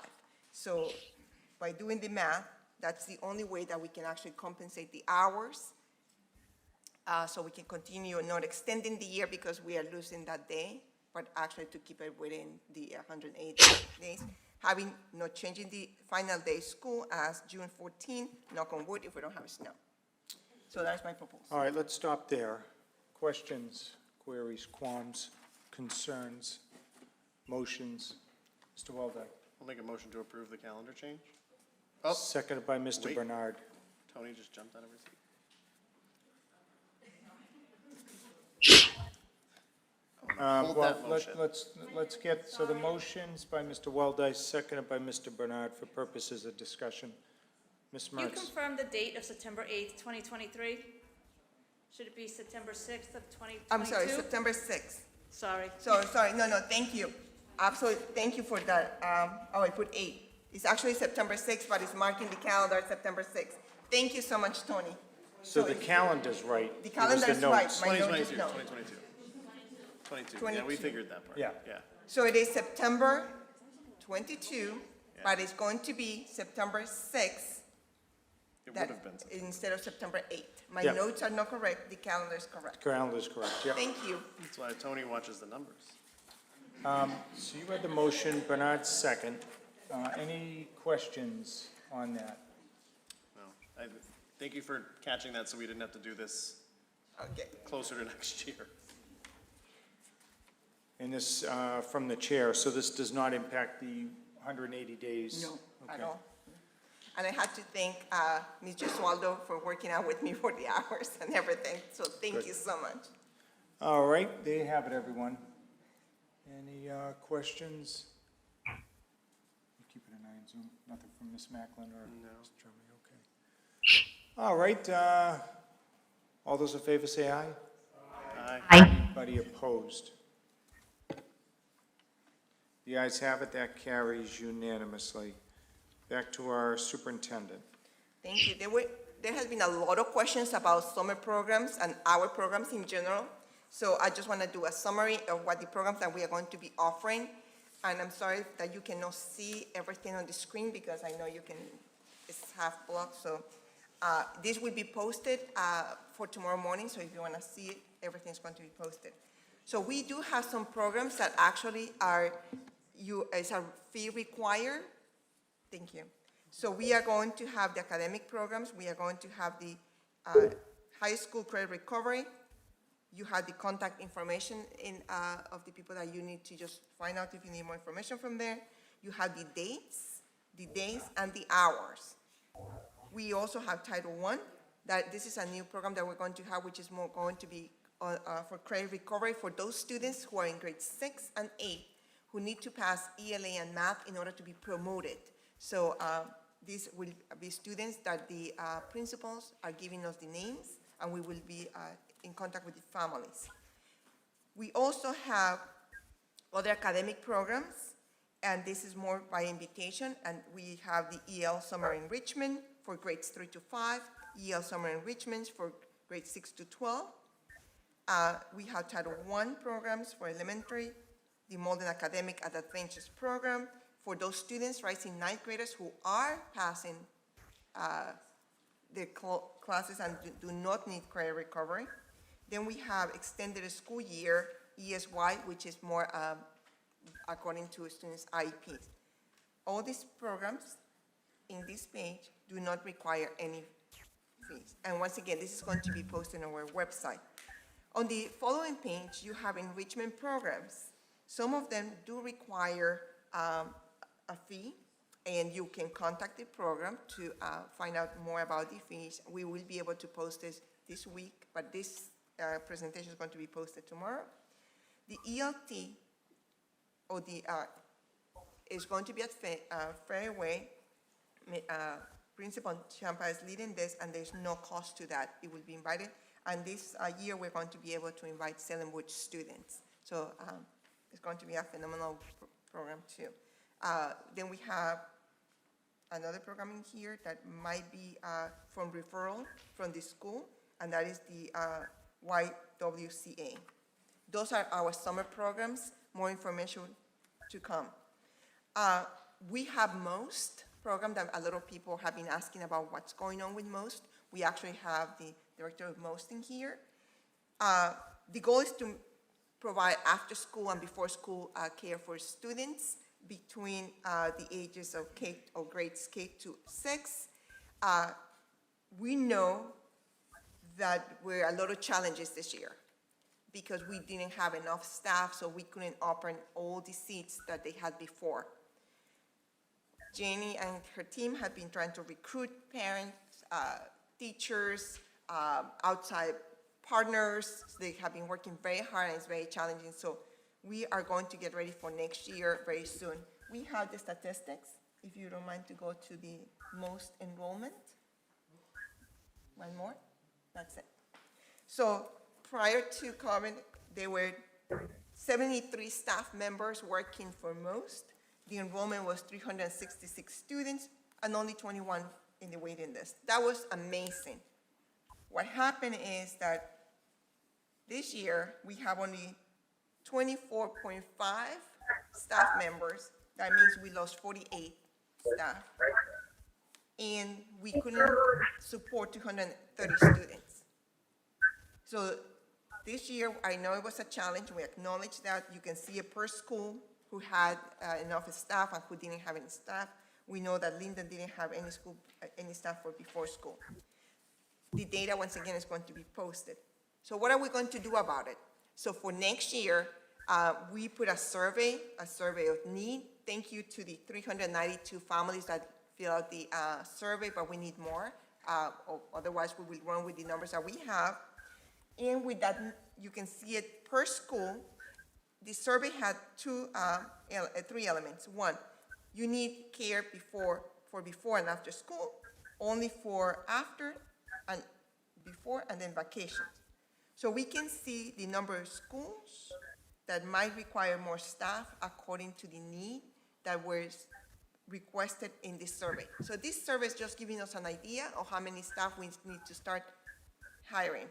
We will try to hire more faculty and staff in order to cover more students. But as of today, we have the need for the Malden Public Schools tentatively for next year for before school, after school, only after school, and vacation and summer school. These are the numbers that we're going to be used as a baseline. We will have to increase it during the year because I'm sure that more people are going to need more support. Okay, I won't see any questions, right? Okay. Any questions? Let's pause there. Everything makes sense? Let's go to Mr. Bernard. Yeah, just a quick, just because it hit my brain that, you know, the high school students, they saw that there was a fee required for to go and make to their credit recovery. And I was just curious, is there any, for parents that might be having a hard time economically, do we have any way of mitigating those fees, or is that just something that I should go and follow up with Mr. Mastrangelo, or? So it's something that we are navigating, and they had done it in the past. So it's something we will continue exploring. So it has been done in the past, so some families cannot afford it. Is it on a case-by-case basis It is at least? Okay. correct. All right, Yes. thank you. The encouragement is, students, you still have time to pass and do your best. That is the best thing, not to go to summer school, is to do your best during the year. The other one is just a sample. 1 second, Sue. We have a question from Ms. Rosenberg, and then we'll go to Ms. Spadafora.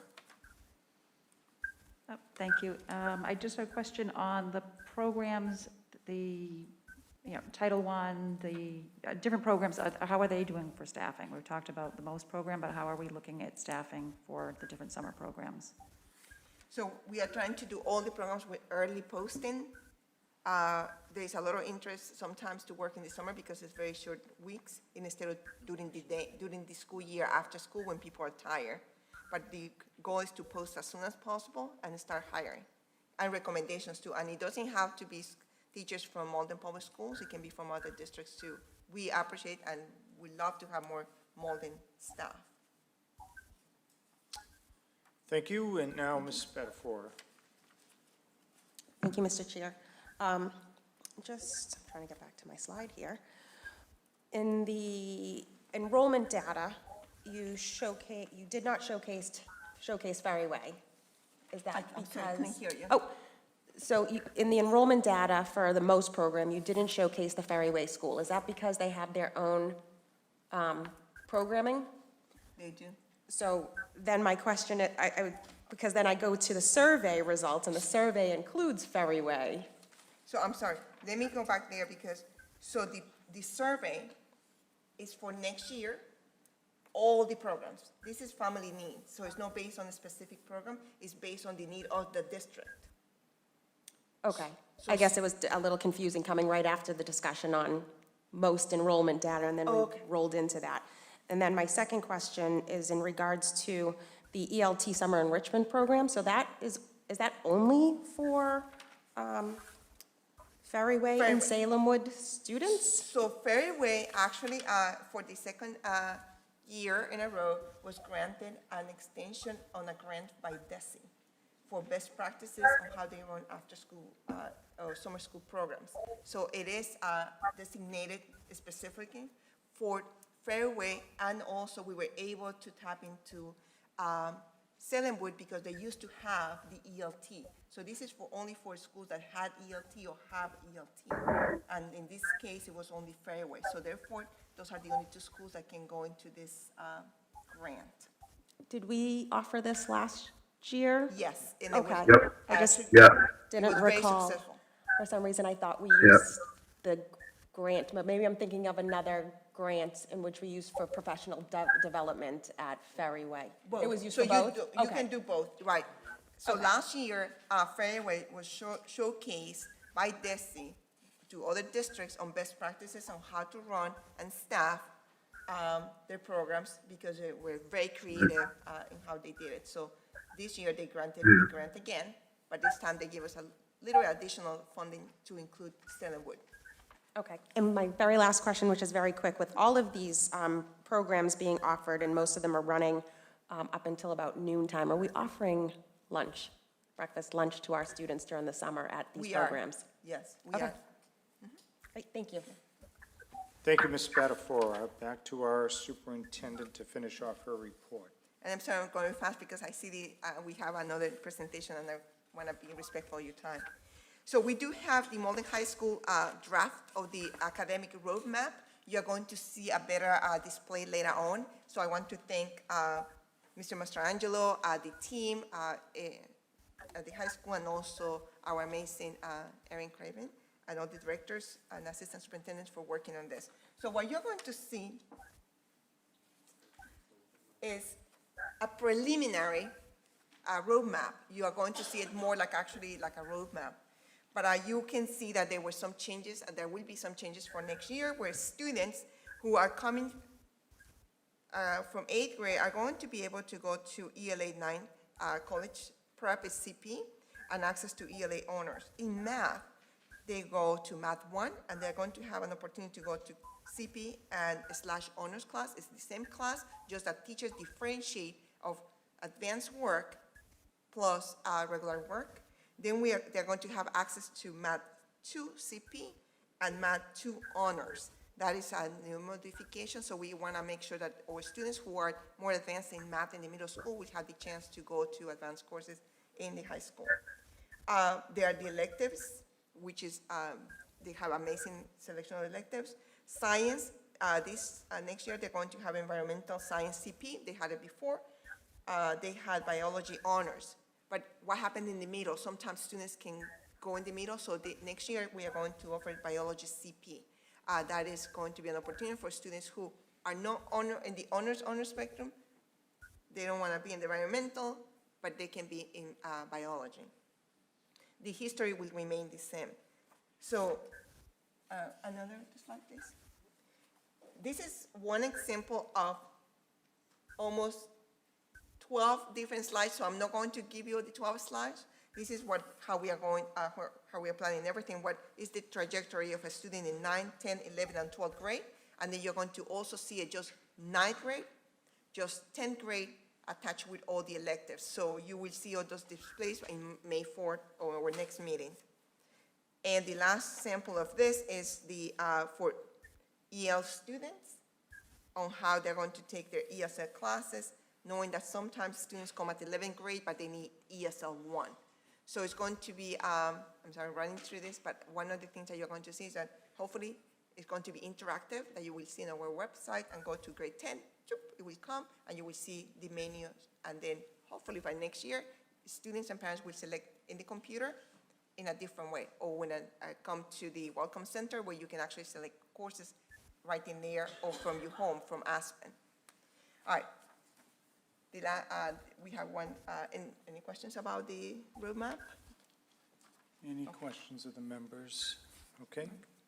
All right, now we are going to have Student Services, Pamela McDonald, Assistant Superintendent. So our numbers were dropping. We did have a slight uptick this week, March 28th, but we continue to be very vigilant with all our COVID mitigation strategies, including hand washing, sanitizing buildings.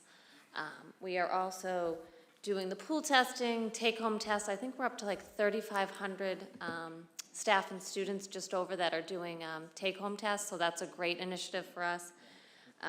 We also last week partnered with DPH to do clinics in all of our schools for vaccines, so that was great. So that's what I have for COVID. We are continuing to monitoring that situation. Our numbers are trending a little bit like the state right now, but we're still extremely low. Our tiered focus monitoring, we wrapped that up last week, and we were given a clean bill of health per se and passed all of our stuff. So now we're free for the till next spring when we start up again with our tiered focus monitoring.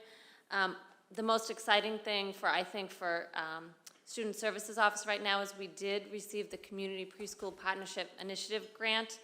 It is a planning grant that is the culmination of the work of that preschool collaboration. It will give us some seed money to develop a roadmap as to where to go as a community for preschool. We're going to do a needs assessment with that money to see what the needs of our community is for preschool.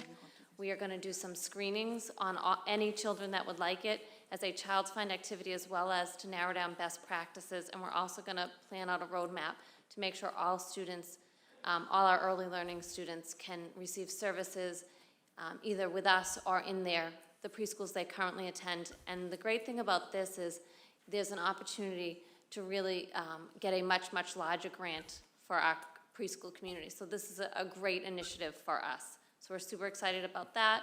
And we've begun working with DESE for our improvement plans for next year, because DESE's always got you on a continuous improvement plan. So that's what we have going. Questions? Any questions? Hearing none, Superintendent. Okay. Thank you so much, and once again, please continue washing your hands and making sure that keep some social distancing.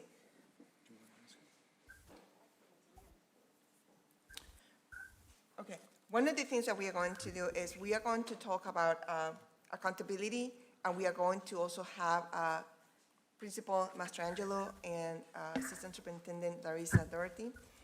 So I want to grain our work again on accountability. And my apologies to school committee members. The MCAS alt, I want to make sure that I have more time next time to go over it. So in this case, this is the summary of our schools. We do have, our district is at 50%, BB is at 61%, Fairway is at 59% towards making progress toward our targets. Forestdale is 55, Linden is 59, the high school at 17, and Selenwood at 16. We do have 2 schools that are requiring assistance. Our goal is that all our schools will go to 60%. Hope not next year because it takes time, but that is the goal. So I just want to make sure that you look at the rating, and congratulations to those at 60, and amazing work to the ones that are going to be at 60 next year. All right, on that note, we are going to move to the Malden High School accountability presentation, and, well, take it away, please. Thank you. I was gonna ask I can see the whole slide, but you already did that for me, so thank you so much. So really, if you look at this, are we ready for me? Yeah. If we go back to that slide too, that would be great.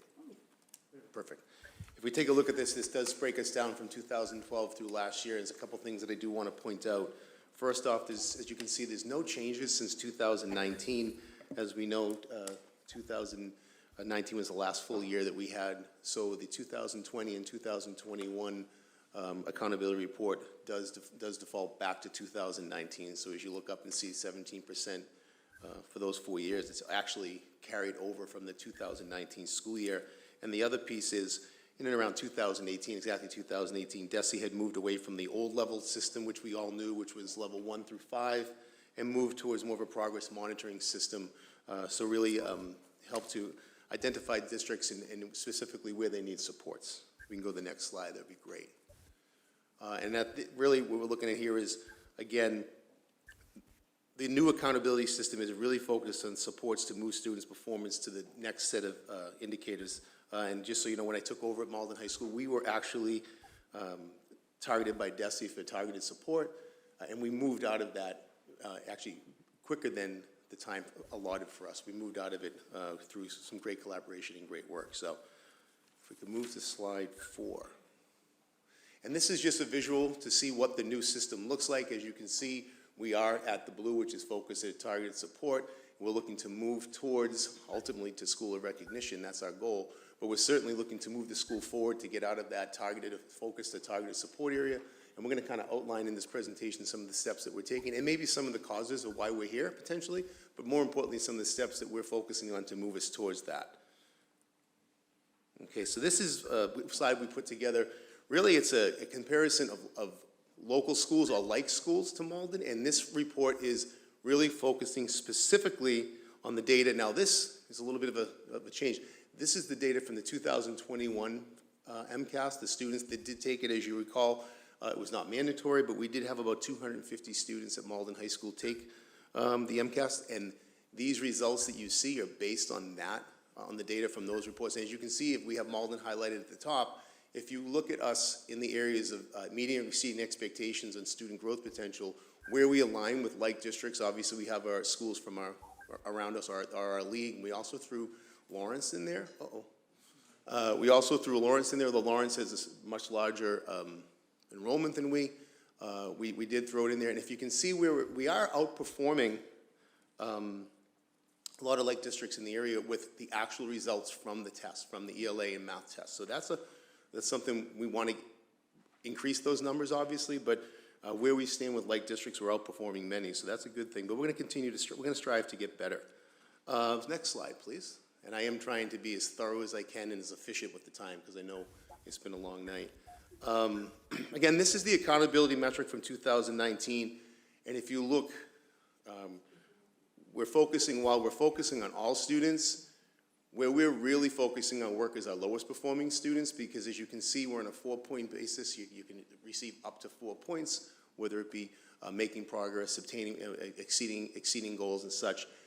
That's an area of improvement for us in the lowest performing students. We have too many zeros there, and we really are focusing, although on all students, we're really focusing on how we can really get it across all of our students, particularly our lowest performing students.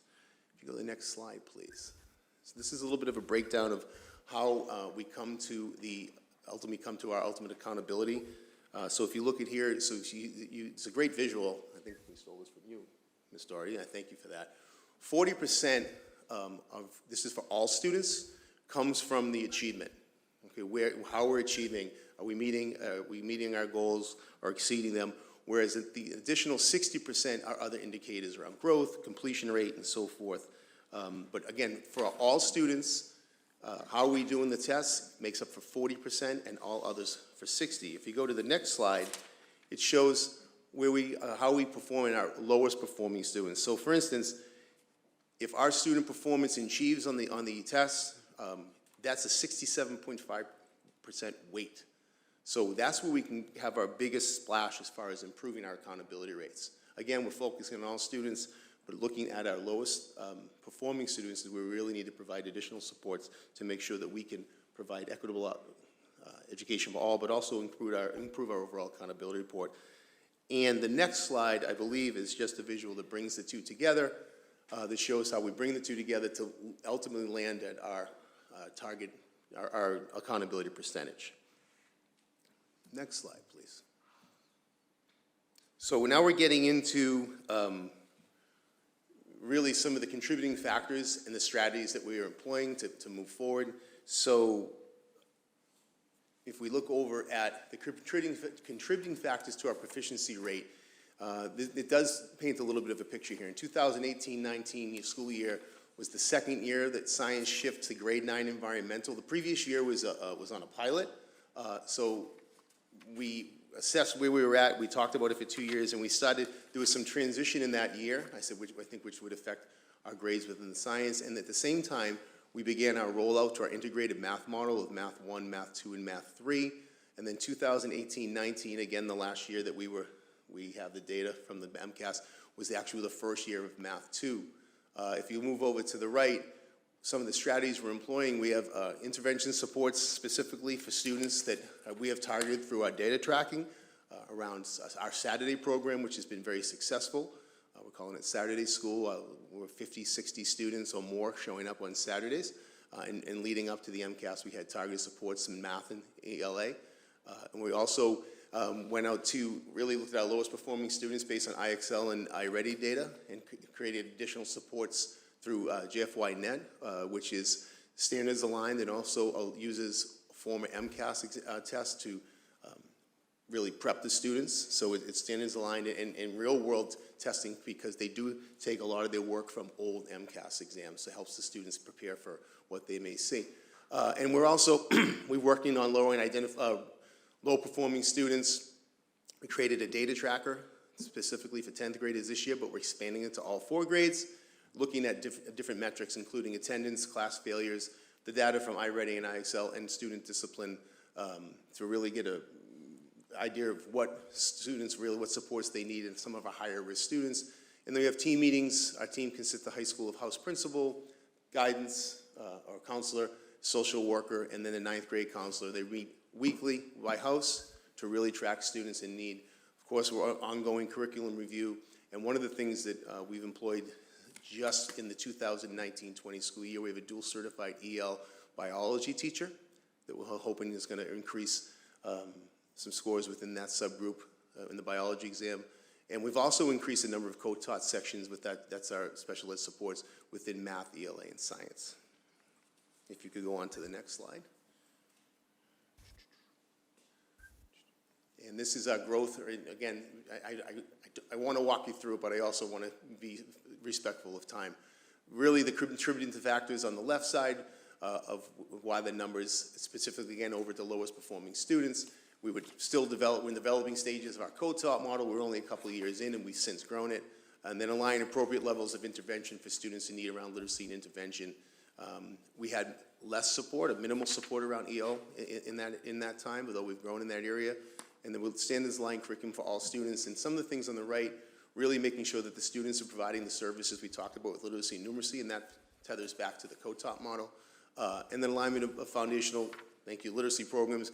We're really using iReady and IXL to get a gauge of where our students are, specifically where the areas of need and support are, so that we can create targeted supports.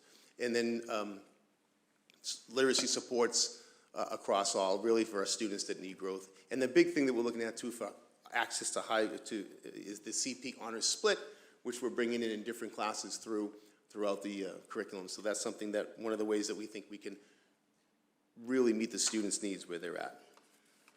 Next slide. This is slide. High school completion.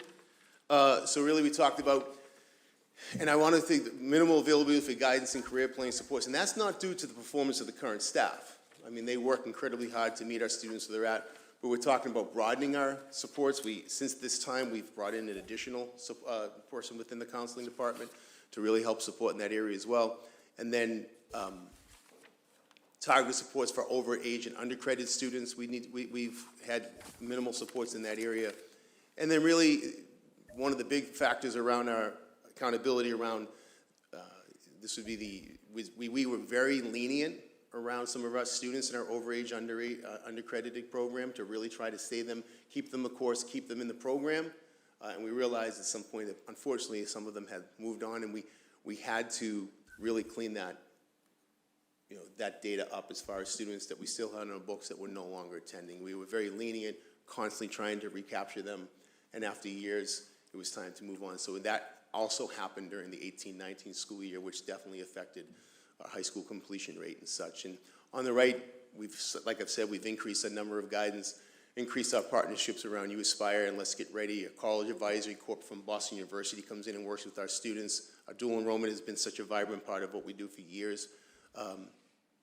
But really looking at quarterly outreaches for all of our students that are in danger of failing or below passing in our grades. We have midterm outreach from the house offices, caregiver meetings, and then we really went out and went after some of our students that have dropped out, tried to recapture them to see if they had actually moved to different districts and it just got stuck in the, lost somewhere in translation. And we always work with our early warning indicators too, as our students are coming up, so we have a good idea of what students may need additional supports going through. Are we on the next? Okay. English language proficiency.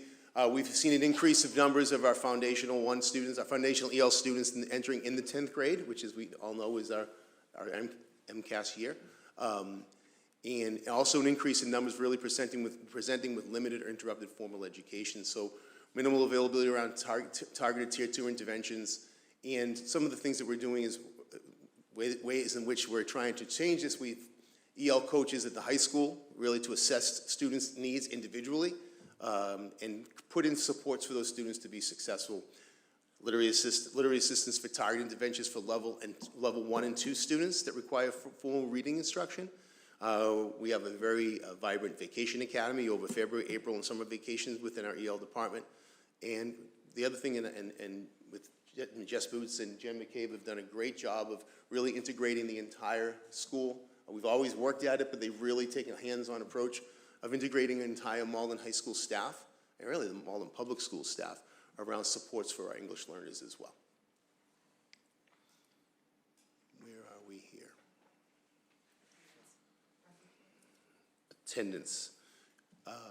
So if you look at up here, if you look at for advanced classes, we got 4 out of 4, right? We've always been lauded for the number of students that we have that have opportunity for advanced coursework. So we're going to continue that. We have a vibrant AP program, and we're increasing opportunity for students, and we want them to take academic risk, and I think that contributes to the 4 out of 4. But the chronic absenteeism, we did eliminate homeroom in that school year. We had homeroom for years. We did eliminate homeroom that year, and I do think it created some confusion and sign-in. We did a lot of chasing of students that were marked as absent, but were actually in school. And I think that was a contributing factor to the increase in our absenteeism that year. And also, we did have minimal supports around that. I mean, that really came down to our getting back to that team approach, to that team, reaching out to students. And then kind of goes hand in hand with that, the really minimal availability around high-level intervention to reach out for those students. So what we've done around that is we have attendance groups at the house level, communicates weekly, outreach to caregivers, home visits, bringing Mr. Parcelin in to help with home visits as well. And then again, we talked about that tracker, the data tracker around high-risk students, and we always encourage students to take academic risks during the recommendation process as well, with supports. And I just want to kind of end on this again, just to bring your attention back to this is the renewed focus from DESE. Again, 2018, they moved away from the level system. Gives us an idea of where we are, what targeted supports we need, and then supports as we implement those additional supports for students as well. That is the last slide, I believe. Okay, let's open it up to questions of the members. Any immediate questions? I know we probably want to review this offline. Mr. Weldy. Thank you, Mr. Chair. Thank you. Arguably, I think this is probably the most important thing that we're going to talk about tonight, and probably the most important thing that we could talk about this month, you know, I was highly critical of our previous administration, I think, for a lot of things that were outlined in this report, right? We talked about, well, we're gonna move this place from level 3 to level 1, but there was no actual plan as to how to do that. There was no support given as to how to do that.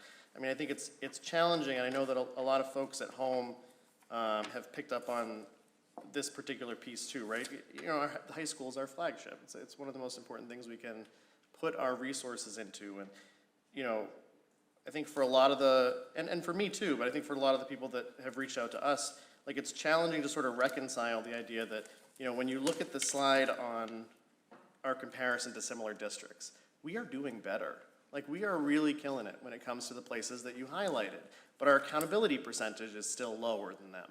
And I think that's something that, you know, we didn't necessarily put a spotlight on because there were so many things that were going well. And I think it should be, and we don't have to expand on this tonight, but I think what's very clear, and this is to the superintendent's credit, to the principal's credit, to the team's credit, is the work is being put in, right? Like, there's a plan in place here. There are concrete, actionable steps that they're taking, which I'm sure in many ways has shifted some of the things that you do. Not all of them, because you're already doing a lot of great things, but some of them, to really and truly hone in on how to pull off that low-hanging fruit, those, like, you know, the 0s out of 4s, that we can really bump ourselves up so that, you know, as much as we don't want it to matter, it does, that the accountability percentage kind of gets up there to mirror the places that we're already outpacing in the MCAS data.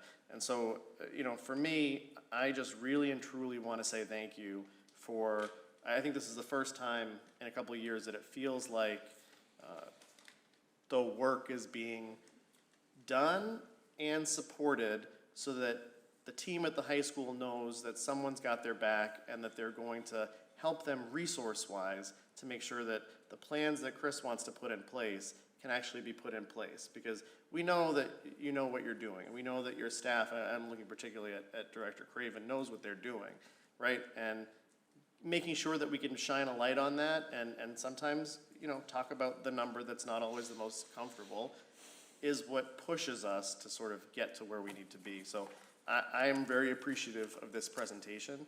I'll dive into this more over the next couple of weeks. I'm sure we'll talk about this again at some point.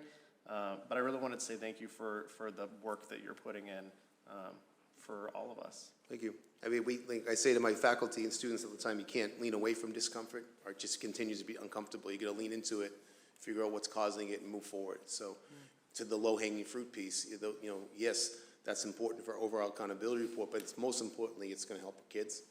And that's really what drives all the work that we do. Very true. Thank you. Any other questions?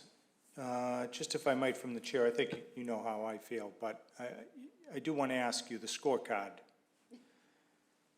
If you had to guess when it comes out next, what would you hope to see from where we are today to where we want to go? So what is it 40 or 44 points?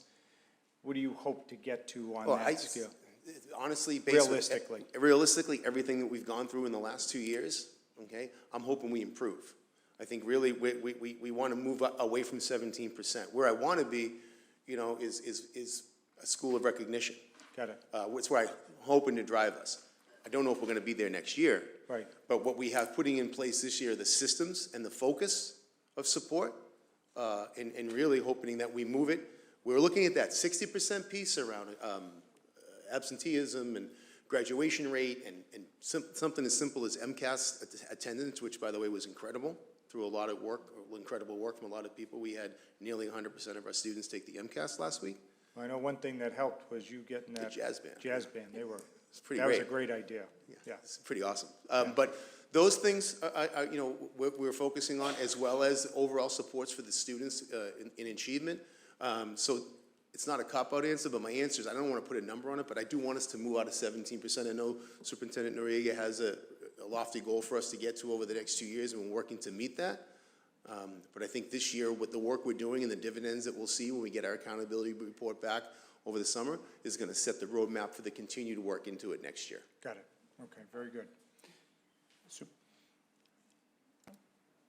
if you don't mind. So for next year, I wish we can say we are going to move the school to 60%, but across the nation, because of chronic absenteeism, we might see a flat again, but not because of the lack of efforts, because it's how we started the year, sort of remote, not remote, a lot. So in all the districts, and the state is facing this, but the goal for every single school in the district is to move everything. 60 should be the minimum, and then higher than that, we can go to 80.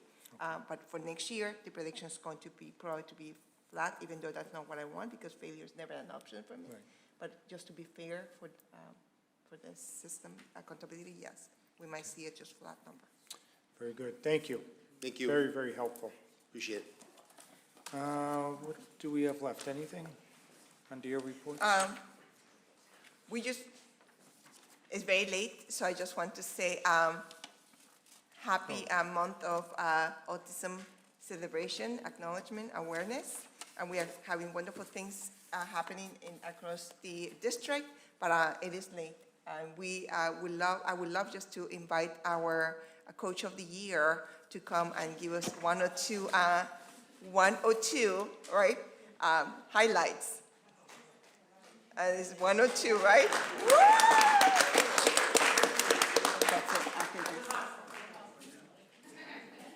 All right, Mr. Coniford. I don't know, I think we could have ended before me coming up. It's gonna be tough to top the young lady from the Linden. You should, Mr. Mayor, you should definitely put her on your staff soon. Yes. So, thank you for giving me the opportunity to speak. It is fun, we've had some really great things happen over the last couple months. Big shout out to Paul Hammersley and MOA and all the principals who supported it across the district. And if you take a quick look on the left-hand side, all that's artwork by our students in our health classes, and they did a tremendous job. And shout out to the teachers who really pushed it and brought awareness to the illness that a lot of people suffer from. So I thank you to the principals and teachers for all of that. And just once again, all the women in women's history, we've had so many. I think the Malden Rec did a really good job this past month highlighting some of our own city of Malden and women who really have gone above and beyond for decades. So thank you to those females who continue to this day. Our TB12 student athletes are continuing to go in each month on Mondays and receive some tremendous support and are able to bring it back to their teams and show some of the stuff that they've learned while in the Boston location of TB12. And they've been really super supportive. They have donated foam rollers and resistant bands for our high school weight room. So thank you. I don't know if anyone's listening from TB12, but thank you, Tom, and the TB12 Foundation. Their tremendous support of our student athletes. Quick shout out to our winter season GBL All-Stars, if you go to the last, yep. If you want to take a quick look, we had 23 All-Stars across all our sports, so they really did a fantastic job. And shout out to all our coaches who continue to provide mentoring and support to our high school student athletes, and of course our 7th grade wrestler, state champion, female state champion. Something that I'm really passionate about, and one of the main reasons that I volunteered to be on the board of directors, you got to get elected, but I put my name forward and they elected me. So, is having a seat at the table for urban schools, really having a voice, not just for Malden, but for all urban districts who deal with some of the things that most suburban schools don't deal with. So one of the things that we're really proud of, in conjunction with the Attorney General's office, tomorrow morning at 9 a.m. we'll be paneling a call to action.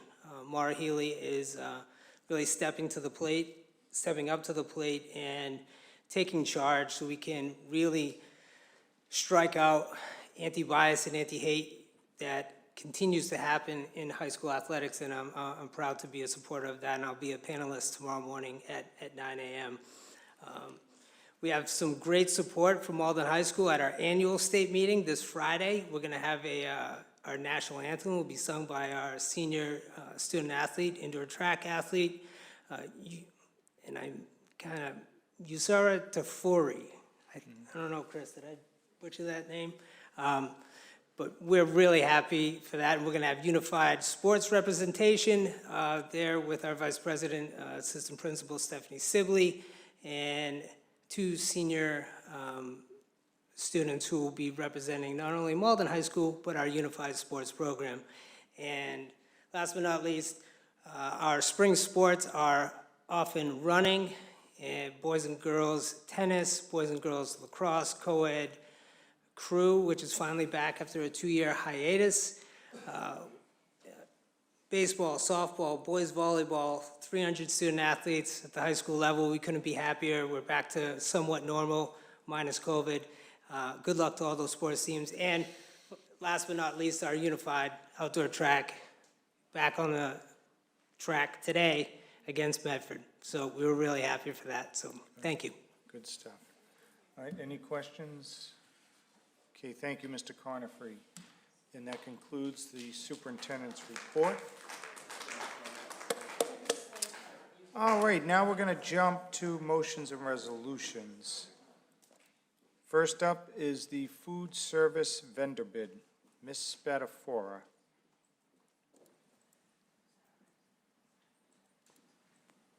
Thank you, Mr. Chair. So as you're all aware, we came upon the point in our contract with our current vendor that we had to put it out to bid. And over the past, since January when we formed a task force, we have met, reviewed presentations, taste tested, ranked, and now have come to the point where we now share that information with the school committee to make a decision on where the district will go with our food service vendor. So a little background on the, and first, a big thank you to the Wellness Task Force that took the time to read RFPs. They are long and tedious, to watch presentations, to taste food, just to be a part of the process. So I thank everybody that were a part of the panel. So we had 3 vendors that put their name in, so to say. The first one that I will name is our current vendor, Whitson's. We also had Aramark and Sodexo, 2 pretty known names if you're familiar with eating out at Fenway Park or a hospital or a university. So with that being said, after the presentations, RFP reviews, taste testing, we were asked to rank each vendor. And with that being said, Aramark won out as the most advantageous, not including financials. So we don't look at financials until we rank. So Aramark came out on top. At that point, we then open up the financials, and financially, Whitson's came back as a more financially sound choice. And I know you heard me mention Sodexo. Sodexo, I'm kind of leaving off of the table here because quite frankly, they did not come back higher in the rankings, nor were they financially competitive for us. So today I bring to you Aramark and Whitson's that I think that we should be choosing from. So with that being said, Aramark's financials, while they were somewhat competitive, if making that choice, we would have a loss of $73,000. So their estimated revenue, which would be money brought in from lunches, versus food costs salary for a chef and manager, that being our expenses. And then we roll in our labor costs, which is what we pay for our salary to our workers. We would come up $73,000 short compared to Whitson's, who came in with a higher revenue number. They also came in a bit higher with their expenses, and that's because they are offering us 2 chefs compared to 1 that we have now. 1 would be a high school chef, 1 would be a K-8 chef. Rolling in those labor costs, we would actually come out with a profit of $169,000 by going with Whitson's. So that's your fine details. When I look at this, so based on income or revenue, Aramark is projecting a lower revenue, but I also believe that it could be a bit higher if we're going with a vendor that is providing quality food compared to what parents are complaining about right now. So essentially, the more kids that we have purchasing a meal, the more money we're gonna get back because we're part of the CEP program. So we want kids eating in the cafeteria. We want them to take every meal because it's good. But essentially, by doing that, that would drive the revenue cost, or the revenue, the profit, essentially, for whomever we choose. And I say that because I've looked at Aramark, and because they came back higher in our rankings, that I could very well see that income increasing by providing quality meals to the students. So, other things to take into account, both food costs for both vendor. Aramark did come back in higher food costs. Obviously, we are in a period where food costs are high everywhere. The one thing that stood out to me with Aramark, and let me reel that back in. Whitson's provides fantastic meals at our high school level. We toured the high school, and I would eat there every single day. I think K-8 was really the big question for our parents and our students. And Aramark did showcase a bit more in regards to that grade level. I would like to just, one of our folks on the Wellness Committee, see if I can pull this up, specifically said, in my opinion, Aramark had the best options for different cultures and dietary restrictions. Aramark's options for the schools, not just high school, but every public school in Malden, I feel would have a healthy and tasty meal for lunch and breakfast. That came from a student. So with that being said, I think it would be in the best interest of the district to go with Aramark. Okay, so motion made, seconded for purposes of discussion. Mr. Waldo, did you second? Okay. Questions of the members? Let's go to Mr. McCarthy. And then Mr. Thank you, Gray. Mr. Chairman.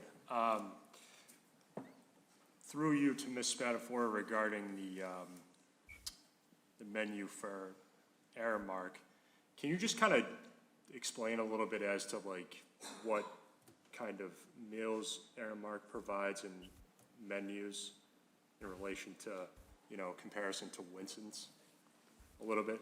Sure, absolutely. So when we toured Aramark's facility, and I know you're asking about meals, but I just want to point this out. The particular school we toured, they have 22 minutes for their lunch period. So 8 minutes less than us, we have 30 minutes. In that 22 minutes, it literally took them 6 minutes to get every single student through the line. And correct me if I'm wrong, if any of my members are here, I believe it was 800 students. That allowed them another 15 minutes to actually sit and eat their meal. And that's been one of the biggest complaints about our current vendor with our parents, is saying kids don't have enough time to eat. Now, I know that that doesn't necessarily fall on the vendor, but it could fall on the manager that the vendor is supplying to make sure that our staff is trained to get these kids through the line. The one thing that stuck out for me with food, I know that you know, a lot of kids look to, like, say, TikTok for, you know, I don't know if anybody had, like, the feta cheese TikTok thing, or I know my kids are always talking about food that they see, but acai bowls, front and center. The choice in salads were honestly something that I would see in a cafeteria at my corporate job. Breakfast sandwiches with, you know, fresh eggs, bacon, a hot breakfast, not just, say, a muffin. I chose to taste test nachos, just because nachos was kind of one of the things that we heard kids complaining about here in district, and they were saying that we get just some tortillas and salsa. I got a nacho bowl where I got to choose whether I wanted beef or chicken with added cheese, jalapenos, multiple toppings. And then the presentation of the food was probably one thing that stood out to me, because I feel like a student is going to choose a food that looks good, specifically in its packaging as well. So, like the chicken nuggets, they look like something that, you know, I would get from, I don't know, like Wendy's or something. I'm not saying Wendy's food is great food. I'm saying that my kids, and I think most kids, are appealed to visuals. So with it, you know, instead of being in a little bowl, it looked like it was in something that you would get in takeout. Does that answer the question? Yeah, no, that answers it. Mr. Gray. Thank you, Mr. Chair. Vice Chair, I would be very inclined to support this motion, but I just need one small clarification.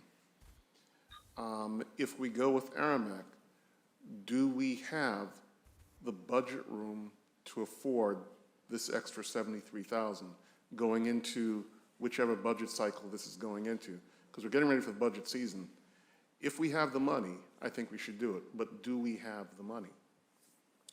That's a great question. I am not the chair of budget anymore, so my hope realistically was, again, when I go back to income and revenue, that the more students that we're servicing, that revenue is going to jump up.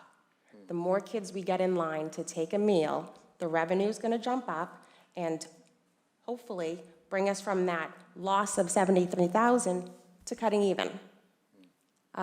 That's my hope. I am not on budget. I haven't had a chance to look at where the current budget stands, so I can't give you a full answer, but I also think that,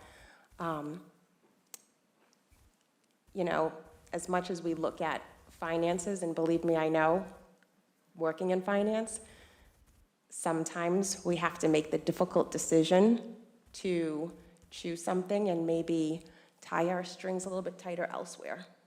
Well, let's hear from our budget chair, okay, Mr. Gray? And then I want to get to Ms. Macklin, who I see has her hand raised. So, Mr. Waldi and then Ms. Macklin. So, Joe, the short answer is maybe and yes.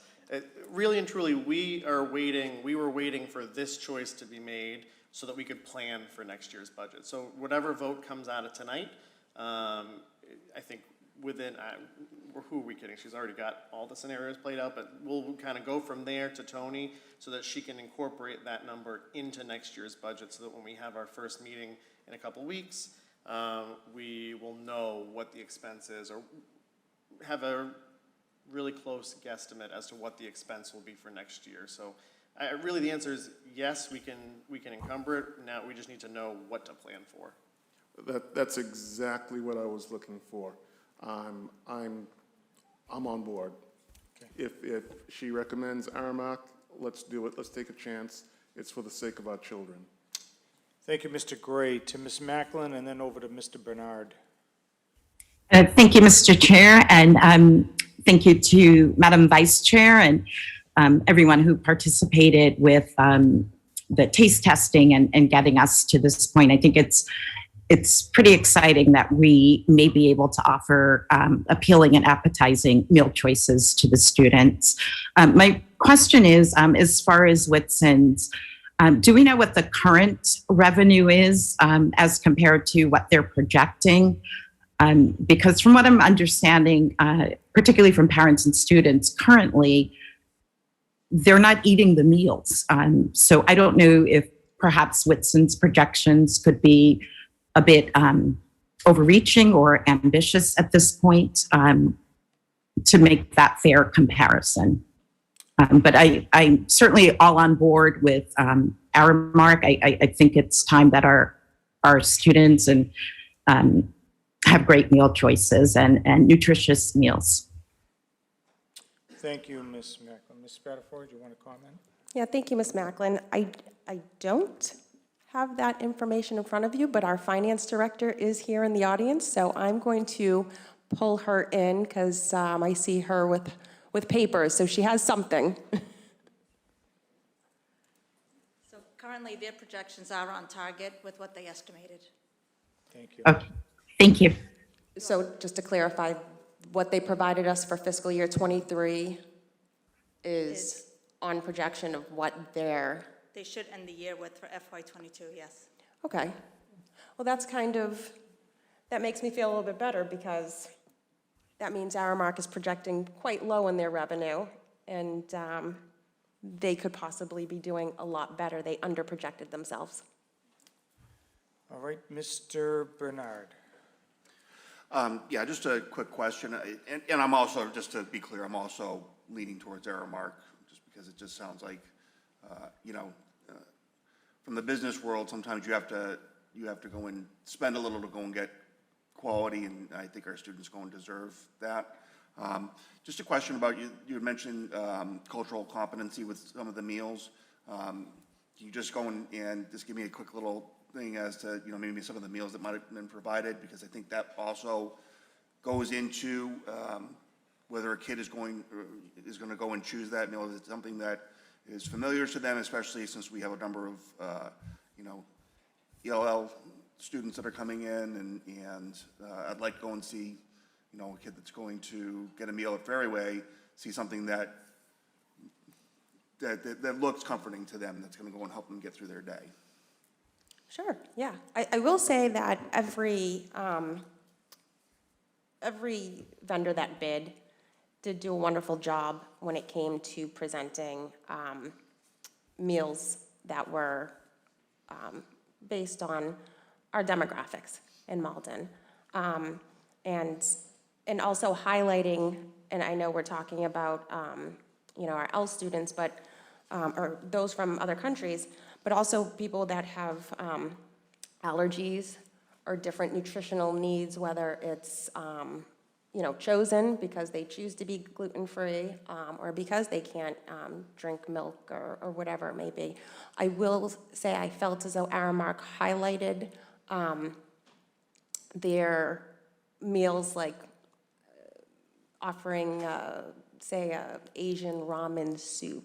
And one thing that did stick out was just the verbiage that they used in their presentation. That seems like it was very culturally sensitive. Thank you. Question answered. Thank you, Mr. Bernard. Just from the chair, actually strike that. Ms. Rose Zeiber, go right ahead. Thank you. I just wanted to double check, it sounds like they are a strong candidate. Did you really feel that there was a good range of choices that appealed from, like, K to 8 is a big range for palates, and some of our youngers, I see just don't, there's not a lot that they will eat. Did you feel that they did have enough offering to cover that range of what little kids eat compared to, I mean, the difference between a young student to an 8th grader can be pretty huge. Yeah, so I will say that both Whitson's and Aramark walkthroughs were offered through their high school. So we had to base this off of what was talked about in their presentations when it came to K through 8. Aramark had some really, really great ideas. Both have highlighted, because we have K through 8 schools and not, say, K through 5 in a middle school, it's difficult and almost impossible to offer like different sized meals based on the ages, unless the schools, and this is something that would be at the district to work on, build out lunch times per grade level per se. So like right now you would have like say 6th grades going to lunch with 2nd grade. So it's really difficult unless we at the school level change up the way lunch is served. So having 7th and 8th graders eat and then be able to change up the menu. But it was brought up that it's something that can be done. Like I said, our student representative that sat on here, who is in 7th grade, based on everything that was presented to him and talked about in the offerings, he was like, this sounds so good. And that's somebody that's getting lunch already in the schools now. So anything from, we have a fantastic food truck that they, brought up, hey, maybe we could like do smoothie days and go to each school. And so they seemed very innovative. Good. Thank you. Thank you. Now, thank you, Mr. Weldy. Thank you, Mr. Chair. I think to Ms. Rose Zyberg's point, I guess first, thank you, Ms. Spadafora, and your committee. That's a lot of work. I remember going through this previously. It's a lot of work. It seems like you have taken on the lion's share of a lot of really difficult issues this meeting and this month or months. So thank you for the work that you and your team did. It's a lot. I was not a part of this process. I had no idea which vendors were bidding. To Ms. Rose Zyberg's point, I can say that I've seen the difference, having been worked at the Forestdale School from 2016-17, and then going over to the building that I'm in now, where we actually use Aramark. And for kids in at least my age level is the middle grades, grades 5 to 8, it is a noticeable difference in presentation, in options, in the amount of kids that actually take the food and then eat the food. I appreciate the work that you have done, you and your team. I'm very happy to vote for Aramark tonight. I think that with the amount of issues that we've had over the past couple of years, there was no way in good conscience that I could vote for Whitson's. There's a reason that they came in so under because I think they knew that's what they might need in order to stay. There have been that many issues, and I don't think, and a credit to Tony Mertz for the extensive amount of work that you've done with food services that you probably should not have to, because there have been that many issues that I think as a district we should not have to spend that much time on food and not as much on teaching and learning. So I am very happy to make a course correction tonight. We will work with the budget team to make sure that this fits into our projections and plan for next year. And that's that. I appreciate the work that was done. So I look forward to seeing hopefully a greater rate of return with maybe a new company. Thank you, Mr. Chairman. Thank you, Mr. Weldy. From the chair, can we just outline to the people here and on Zoom, what is the terms of the agreement? So the term would be 3 years with 2 one-year extensions built in. So And starting this school year? fiscal year '23. So essentially, once this vote is taken, Ms. Mertz is going to be notifying that vendor, and the transition process will start if the vote goes to somebody that, that's not currently servicing us, to make sure that we are ready to go basically July 1, because we have summer, school to provide meals for. Okay, and the other question I had for you was, we will have to monitor, as you said, the numbers going forward, because the $70-some-odd thousand, is that a low mark, or is that a high mark as to what we may have to make up? Could it be higher? It could be higher if our equipment breaks. Right. Because we own equipment. It's not owned or serviced by the vendors, it's owned by Malden Public So Schools. it doesn't account for any of that happening, that's beyond the $70-some-odd thousand? Correct. Okay, and Ms. Spadafora, does it, on the expense side, the workforce side, is that based on an average workforce? Because I know we've had vacancies, or is it based on what we have today? That's based on our current today, yes. Okay, okay. All right, well, I think as Mr. Waldo said, we have to validate the work you've done, and the only way to do that is by voting for Aramark. So the motion's been made, it's been seconded by Mr. Waldo. Are there any further questions of the committee? Oh, Mike has a question. Mr. Drummy. Oh, Is on mute? Yeah. Mr. Waldo? Hold on. Mike, you're on mute. There he is.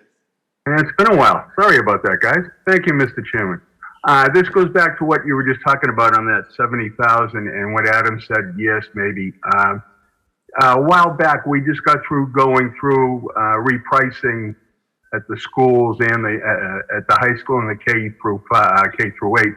Would that have to be taken into account during budget matters to make up that difference, or we're not going to touch that at all?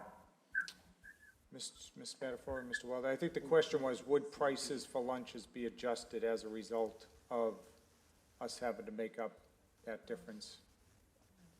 Oh, well, right now, I mean, luncheons are free because we're with the CEP program. I mean, that is based on a dollar amount that we get back.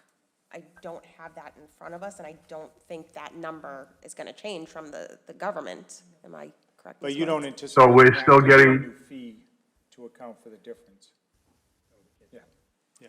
No, I don't think so, Mr. Drummy. So we're still going to get free lunches, though? I Yes. mean, it's still free. We're not going to charge it all this coming school year, 22, 23? Yes. No, the only thing that we charge for is like à la carte items, Yeah. at the high school level. And those, I think, we had to redo those prices to get reimbursed from the feds too. I think it was a couple of years back, we did that through budget. I think it was, the first year that that you were on it, actually, Jen, when we discussed that. I just didn't know if we'd have to increase it. If it's free, that's fine, then we're okay with that. Yeah, we're good. I mean. Okay, that's cool. have the Thank you. CEP Thank you, Mr. programming Chairman. for Yep. 3 years? 3 years. And then at that point, we'll Reassess. reevaluate the CEP programming to make sure that we meet the limits set by the state for qualifications, which I truly believe that we will probably meet them again, so. Okay, motion's been made, it's been seconded. Clerk will call the roll. Mr. Drummy, Yes. Mr. McCarthy? Yes. Ms. Spadafora? Yes. Ms. Macklin? Yes. Mr. Waldo? Yes. Mr. Gray? Yes. Mr. Bernard? Yes. Ms. Rose Zybek? Yes. Mayor Christensen? Yes, that carries unanimously. Thank you once again, Ms. Spadafora, to you and your team. Now let's stay with Ms. Spadafora. As Mr. Waldo said, this is her night. Bullying Prevention and Intervention Plan. Thank you. So the bullying prevention and intervention plan has been worked on for quite a while, and this is the last step. I'd like to say that this started essentially with former school committee member Michelle Luong, who really hit the ground running 2 years ago when she came into her position here, and really wanted to revisit our current, or our former policy. Hopefully, we're going to be adopting a new one. With that being said, she created a bullying task force, and with that, I'd like to actually turn it over to Ms. Doherty, who has, just to give us some background on it, please.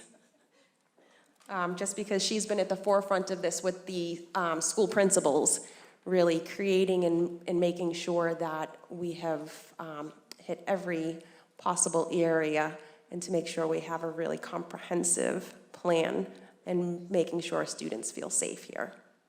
Thank you, Ms. Spadafora. So I believe that we went through some components of the plan in a previous meeting. Since that time, we've met with all of the student governments for all of the K-8 schools and the high school.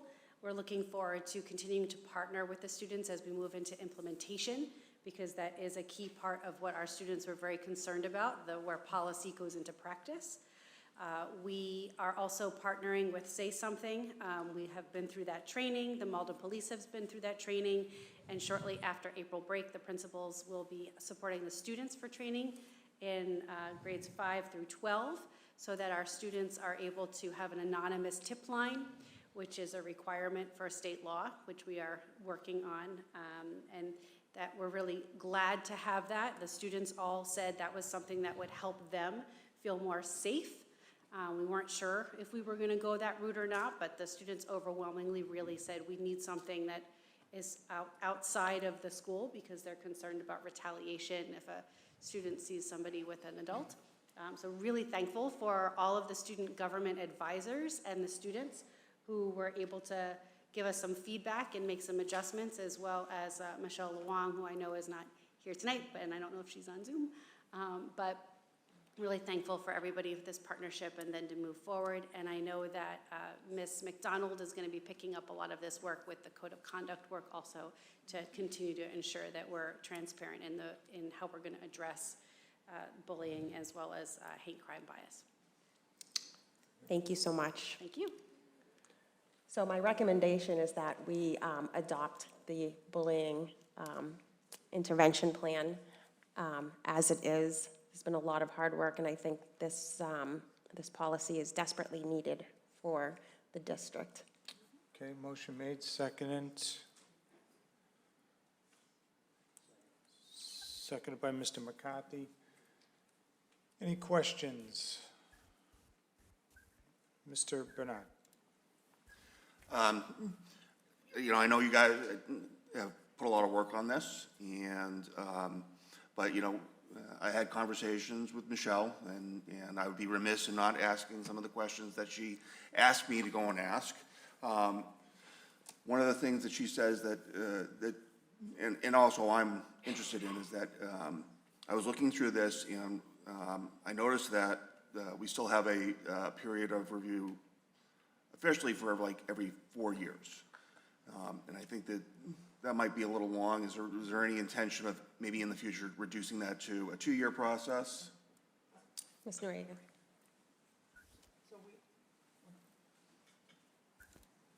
So what we want to do is stay yearly, as we revise all our policies, trying to make sure that we align, and if something else comes out along, to make changes, modifications, because things change. Yep. So we don't want to wait for years. We want to make that the district has a system that every single year we revise every single policy that we have, to make sure that we are up to date, and we also hear from the students' voices. Okay, and I've just got one follow-up question, is that how are we measuring this data as we move forward to make sure that, where's the audit, so that we can go and make sure that we can go and we can see if we have a problem from a student going and moving from the KD8 system to the high school, that we can see that maybe that there was an issue there. I just want to go and make sure that, again, we're looking at a path of improvement, and that it's clear, and that we can go and we can be transparent again to the parents and to people that may have experienced bullying and are no longer in the school systems and have that impression. So I want to make sure that we can go, we have something we can point at, some sort of number that we can point at to go and say, yes, we are making improvements year to year, as we're going through. Thank you for that, because we, as you know, the district is becoming a data-driven district. The data can be just give us information where we need to revamp things. So definitely, thank you, Larissa, for being there, but definitely we want to collect data on almost everything that we do. Yeah, how many times as NIST people are counting to that data. So we want to make sure that this district is going to be, data-driven. How we are going to collect that data, and then Larissa will tell you more about that. Ms. Doherty. Required to report all bullying data to DESE annually. New this year, I believe it was in November or December. I'd have to look back exactly when the statute changed. We also have to report allegations of bullying. So everything that comes across us, there's a Title IX bullying report. Our principals are amazing at filling all that out. We do track everything, and that is a requirement of state law. We are going to be tracking that data by school, continue to track that data by school and provide support where necessary, as well as make sure that our re-education programs are working. So it's not just about what happens in that moment. There's also follow-up that happens following an incident to make sure that we don't have continued instances of bullying, and then we do follow that child to make sure that that we don't unknowingly create additional conditions when they go to the high school. There's some really amazing coordination that happens between the K-8s and the high school to make sure that students who might have some challenges in 7th or 8th grade with each other are, it's on the radar of the high school to make sure that we're not unknowingly doing something. Okay, and then I've just got one final question, which is when we've identified a kid that is,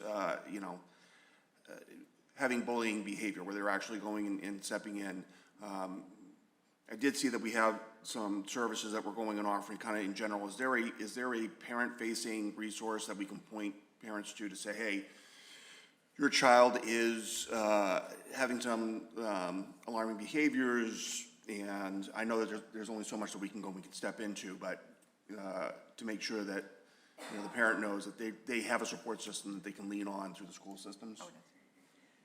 So we are working very, very closely with the Malden Police Department, trying to develop workshops on Saturdays and for the students who are the aggressors, because there is a behavior that we also need to pay attention to and give options to parents. We want students to engage also in community services, and we want to do more prevention too. So it's not just react to what we are doing with, yes, we have to report it to DESE. We want to see how we can start the year with student government in the schools to be more proactive about how do we create a culture where students respect each other and where this is not actually even allowed, that they are going to have a voice saying, stop doing this. This is not right. So for the aggressors, we want to make sure that they are also going to have an opportunity to go into workshops and be able to interact. And this is actually thanks to the mayor that we can do it with the Malden Police Department. Thank you. That's answered my questions. Thank you. Okay. Thank you, Mr. Bernard. Thank you, Larissa. Any other questions? Ms. Rose Syberg. Yes, thank you, Mr. Chair. I'd like to just hear a little bit about what provisions are made for the students who are the victims of bullying and what services there are to help them. So it's case by case, and we want to make sure that we are going to provide services within the school and also to look at what services they need outside the school. One of the things that we have amazing school adjustment counselors, we have nurses, we have amazing leaders, school leaders, principals, who are very hands-on on this and trying to make sure that we don't see just what is inside the school, but also outside the school and make referrals. We have a great partnership in Malden with CHA and the Elliott House, so we want to make sure that we maximize those resources also for families. Because if students can be victim of bullying in the schools, that means also outside the school.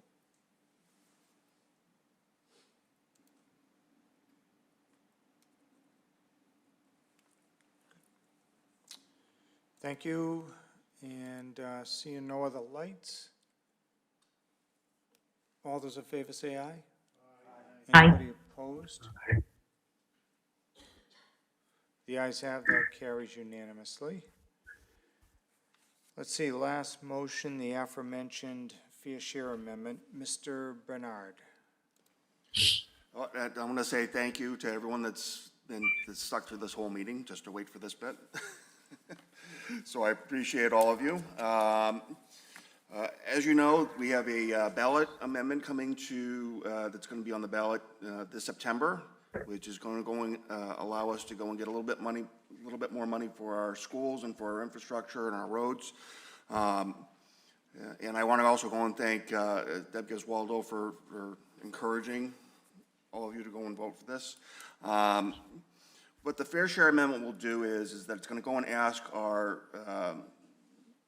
more affluent, our people that have a little bit more, to go and invest a little bit more in our state in terms of education, which we all have a critical stake in, and also our infrastructure, which is our roads, our water systems, which we know Malden has had a long-standing need to go and take care of lead pipes, and some of that money will go to that. We're going to ask our more affluent neighbors to go in, and if they're making over $1 million a year, to go and give us a little bit more, 4 cents on the dollar, 4%, because in Massachusetts, our tax rate is very flat.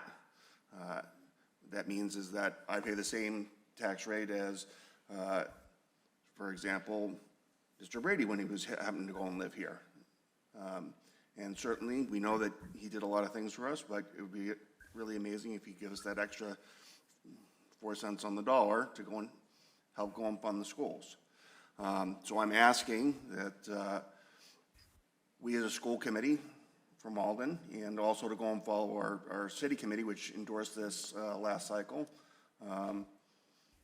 heartily endorse this as investment for our students and for our school systems moving forward. All right, so the motion's been made. Is there a second for purposes of discussion? Mr. Waldo seconded it. Any questions on it?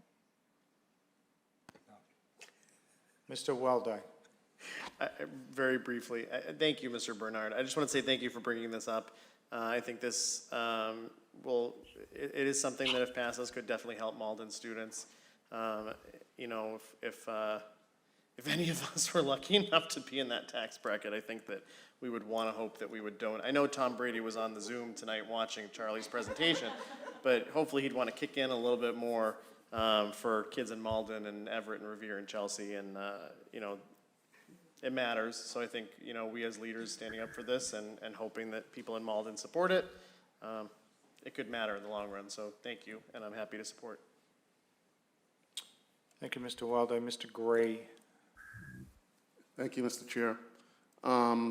I'd like to apologize in advance, but historically, I'm a longtime anti-tax advocate, and it would be highly hypocritical of me today to do 180-degree turn and support this.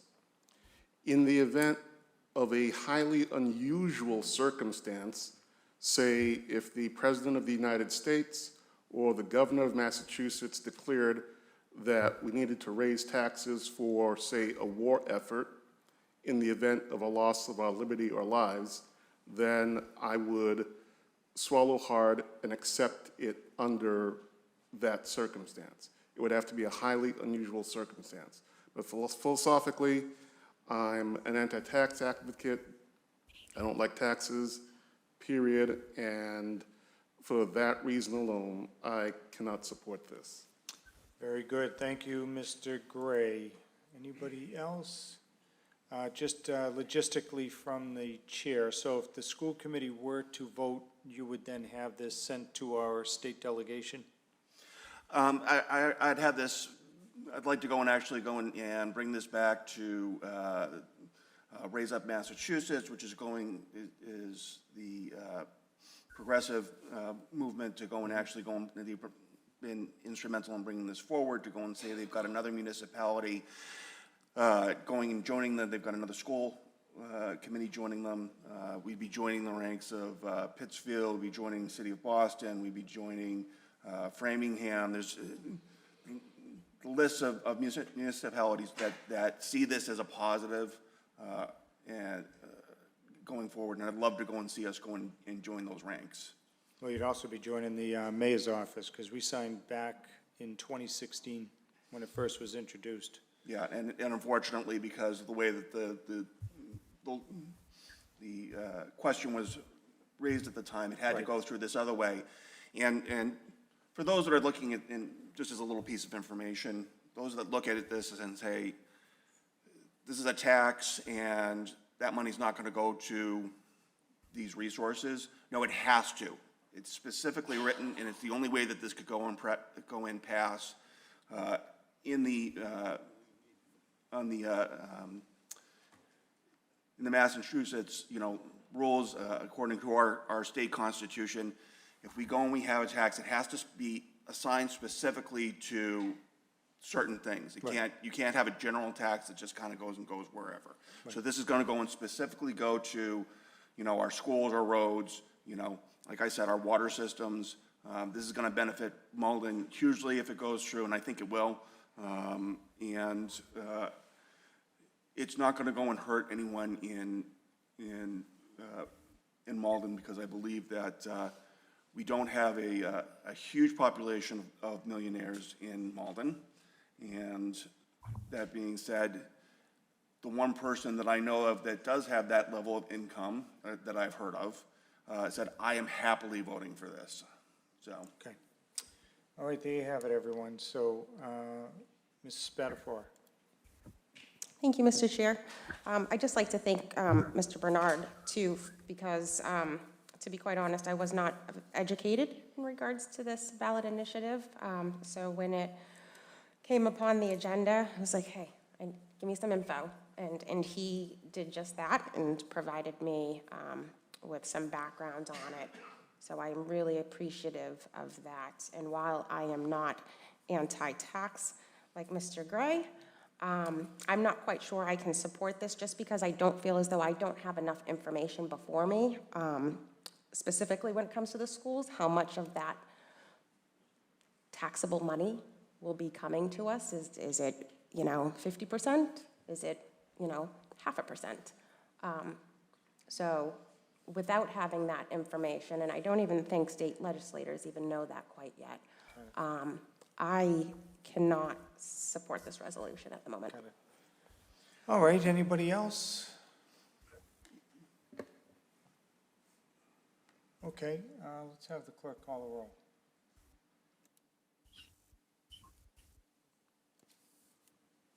Mr. Drummy? No. Mr. McCarthy? No. Ms. Spadafora? No. Ms. Macklin? Yes. Mr. Waldo? Yes. Mr. Gray? No. Mr. Bernard? Yes. Ms. Rose Zeiber? Yes. Mayor Christensen? Yes. Madam Clerk, the vote? It passed 5 to 4. 5 to 4. Mm-hmm. All right, so that passes 5 to 4. Good debate, good discussion, everyone. So now we're at the point of personal privilege, which I'm hoping will be minimal, because we still have to go into executive session. Are there any points of personal privilege? Pass, okay? Oh, Mr. Waldo. Real fast. Monday, April 25th, 6 p.m. will be the first meeting of the Budget Subcommittee. It will be on Zoom. Thank you, Mr. Chairman. Thank you. I guess I shouldn't have said that. All the lights are on now. Let's see. Ms. Rose Zeiberg. Thank you, Mr. Chair. I wanted to take this time to thank Principal Garcia and the Site Council for reaching out to me, particularly this week. And Principal Garcia let me know that there is a Title I bingo event on April 6th. There are 2 different sessions. It's one from 5 to 6, one from 6:30 to 7:30. The multicultural celebration will be on April 8th from 6 to 8, and report cards will be going out on April 25th. I also want to really thank everybody who did reach out this week about the potential changes that were going to be happening in Linden. I had some great phone conversations, and I really do appreciate that. Please continue to do so. And finally, I wanted to thank our own city council. They passed a resolution recently to support the end of child marriage in the state of Massachusetts. Massachusetts law currently has a loophole that allows marriage under the age of 18 with no minimum age being set, which can result in children as young as 13 having been allowed to be married.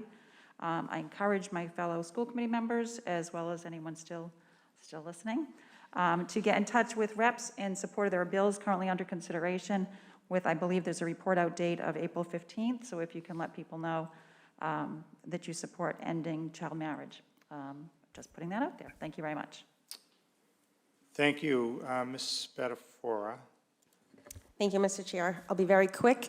The BB second grade is raising funds this week for field trips. So any purchases made at Pizza Pizza, dine-in or takeout, if you mention BB second grade, 20% goes to them. And then on Wednesday, they will be doing a raffle as well at Pizza Pizza. So go in, grab a piece of pizza or a whole piece of pizza, enter the raffles, get them some money. And then lastly, I just wanted to say thank you, and I'm going to steal Mr. Weldy's thunder because he was super quick. Forestdale School just wrapped up their Scholastic Book Fair, and our traveling librarian, Miss O'Toole, said Forestdale has doubled sales from the last time they had a book fair, which is fantastic. And I got to read to Miss, how do you pronounce, Millet. Thank you. I'm sorry if I, Susie. And these awesome kids all said thank you. So best part of being on the school committee is getting into the classroom. So, thank you. Thank you, Ms. Spadafora. Over to Mr. Gray. Thank you, Mr. Chair. Just a quick note to add to what Mrs. Iberg said. Multicultural Night at the Linden. The only thing I can add to what she said for April 8th at 6 p.m. is I will be hosting a table on Trinidadian culture. Very good. Mr. Bernard. Seeing that Mr. Drummy doesn't have his hand up for this, I'm going to go on and make these quick announcements for the Ferryway School, because I wanted to go and make sure that we go and we shout them out. Both Ferryway and Salem would be holding an enrichment showcase for K-8 students on Wednesday, April 20th and Thursday, April 21st from 8:30 to 12:30 during April School Vacation Week. They're also saying that student registration will be open this week, and if you need to, contact Mr. Champa. Also, just because we didn't hear anything from Salem Wood, I want to go and make sure that remember that Ramadan is this month, so those that are honoring that you know, that we keep that in mind, and also to our students that are participating, that we go and we show them a little kindness and a little grace, because going through the day, they are going to be a little hungry, maybe a little thirsty, and they're doing it to honor themselves and their families, so we just want to go and make sure that we're a little kinder to them during this period. Quarter 3 report cards will be going out, quarter 3 ends at April 6th. Report cards are going out on the 25th. Quarter 4 starts on the 7th. And then grade 4 to 6 MCAS ELA is on Tuesday, April 5th, and Wednesday, April 6th. Grade 7 AMCAS is Thursday, April 12th, and Wednesday, April 13th. And then 7 to 8 MCAS Math is Wednesday, April 27th to April 28th. One last thing, 11 a.m. dismissal on Friday, April 15th, and then we all know about April vacation, which you should go to the Ferryway. All right, that's it. That's all I got. Thank you, Mr. Bernard. We'll now entertain a motion to go into executive session for the purposes of approving the minutes of February 7th to conduct strategy sessions in preparation for negotiation with Units A, B, and C in SEIU Local 888 clerical, custodial, and cafeteria units. Motion by Ms. Spadafora, seconded by Mr. McCarthy. Clerk will call the roll. Mr. Drummy? Yes. Mr. McCarthy? Yes. Ms. Spadafora? Yes. Ms. Macklin? Yes. Mr. Malden? Yes. Mr. Gray? Yes. Mr. Bernard? Yes. Ms. Rose Zaiba? Mayor Christensen? Yes, that carries unanimously. We will go into executive session. We will return only for the purposes of adjourning. Thank you to our friends at Rosetta Languages, and welcome back.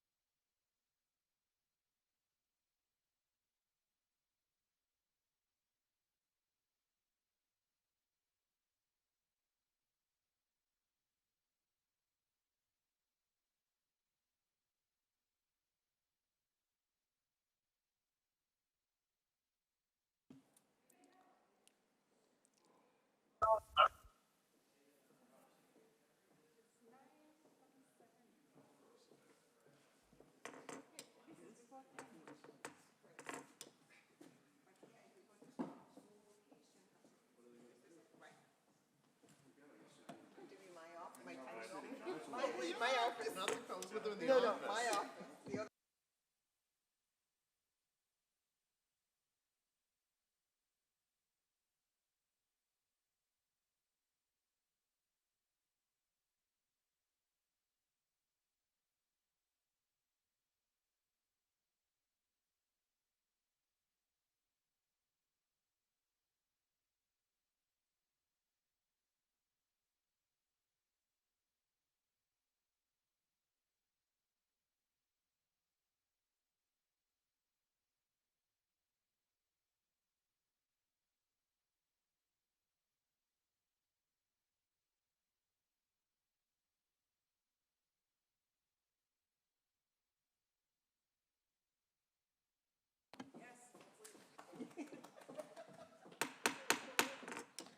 Okay, the school committee is back in session.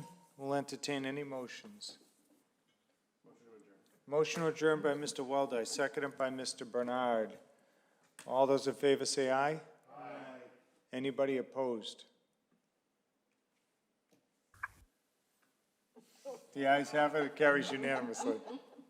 School committee is hereby adjourned.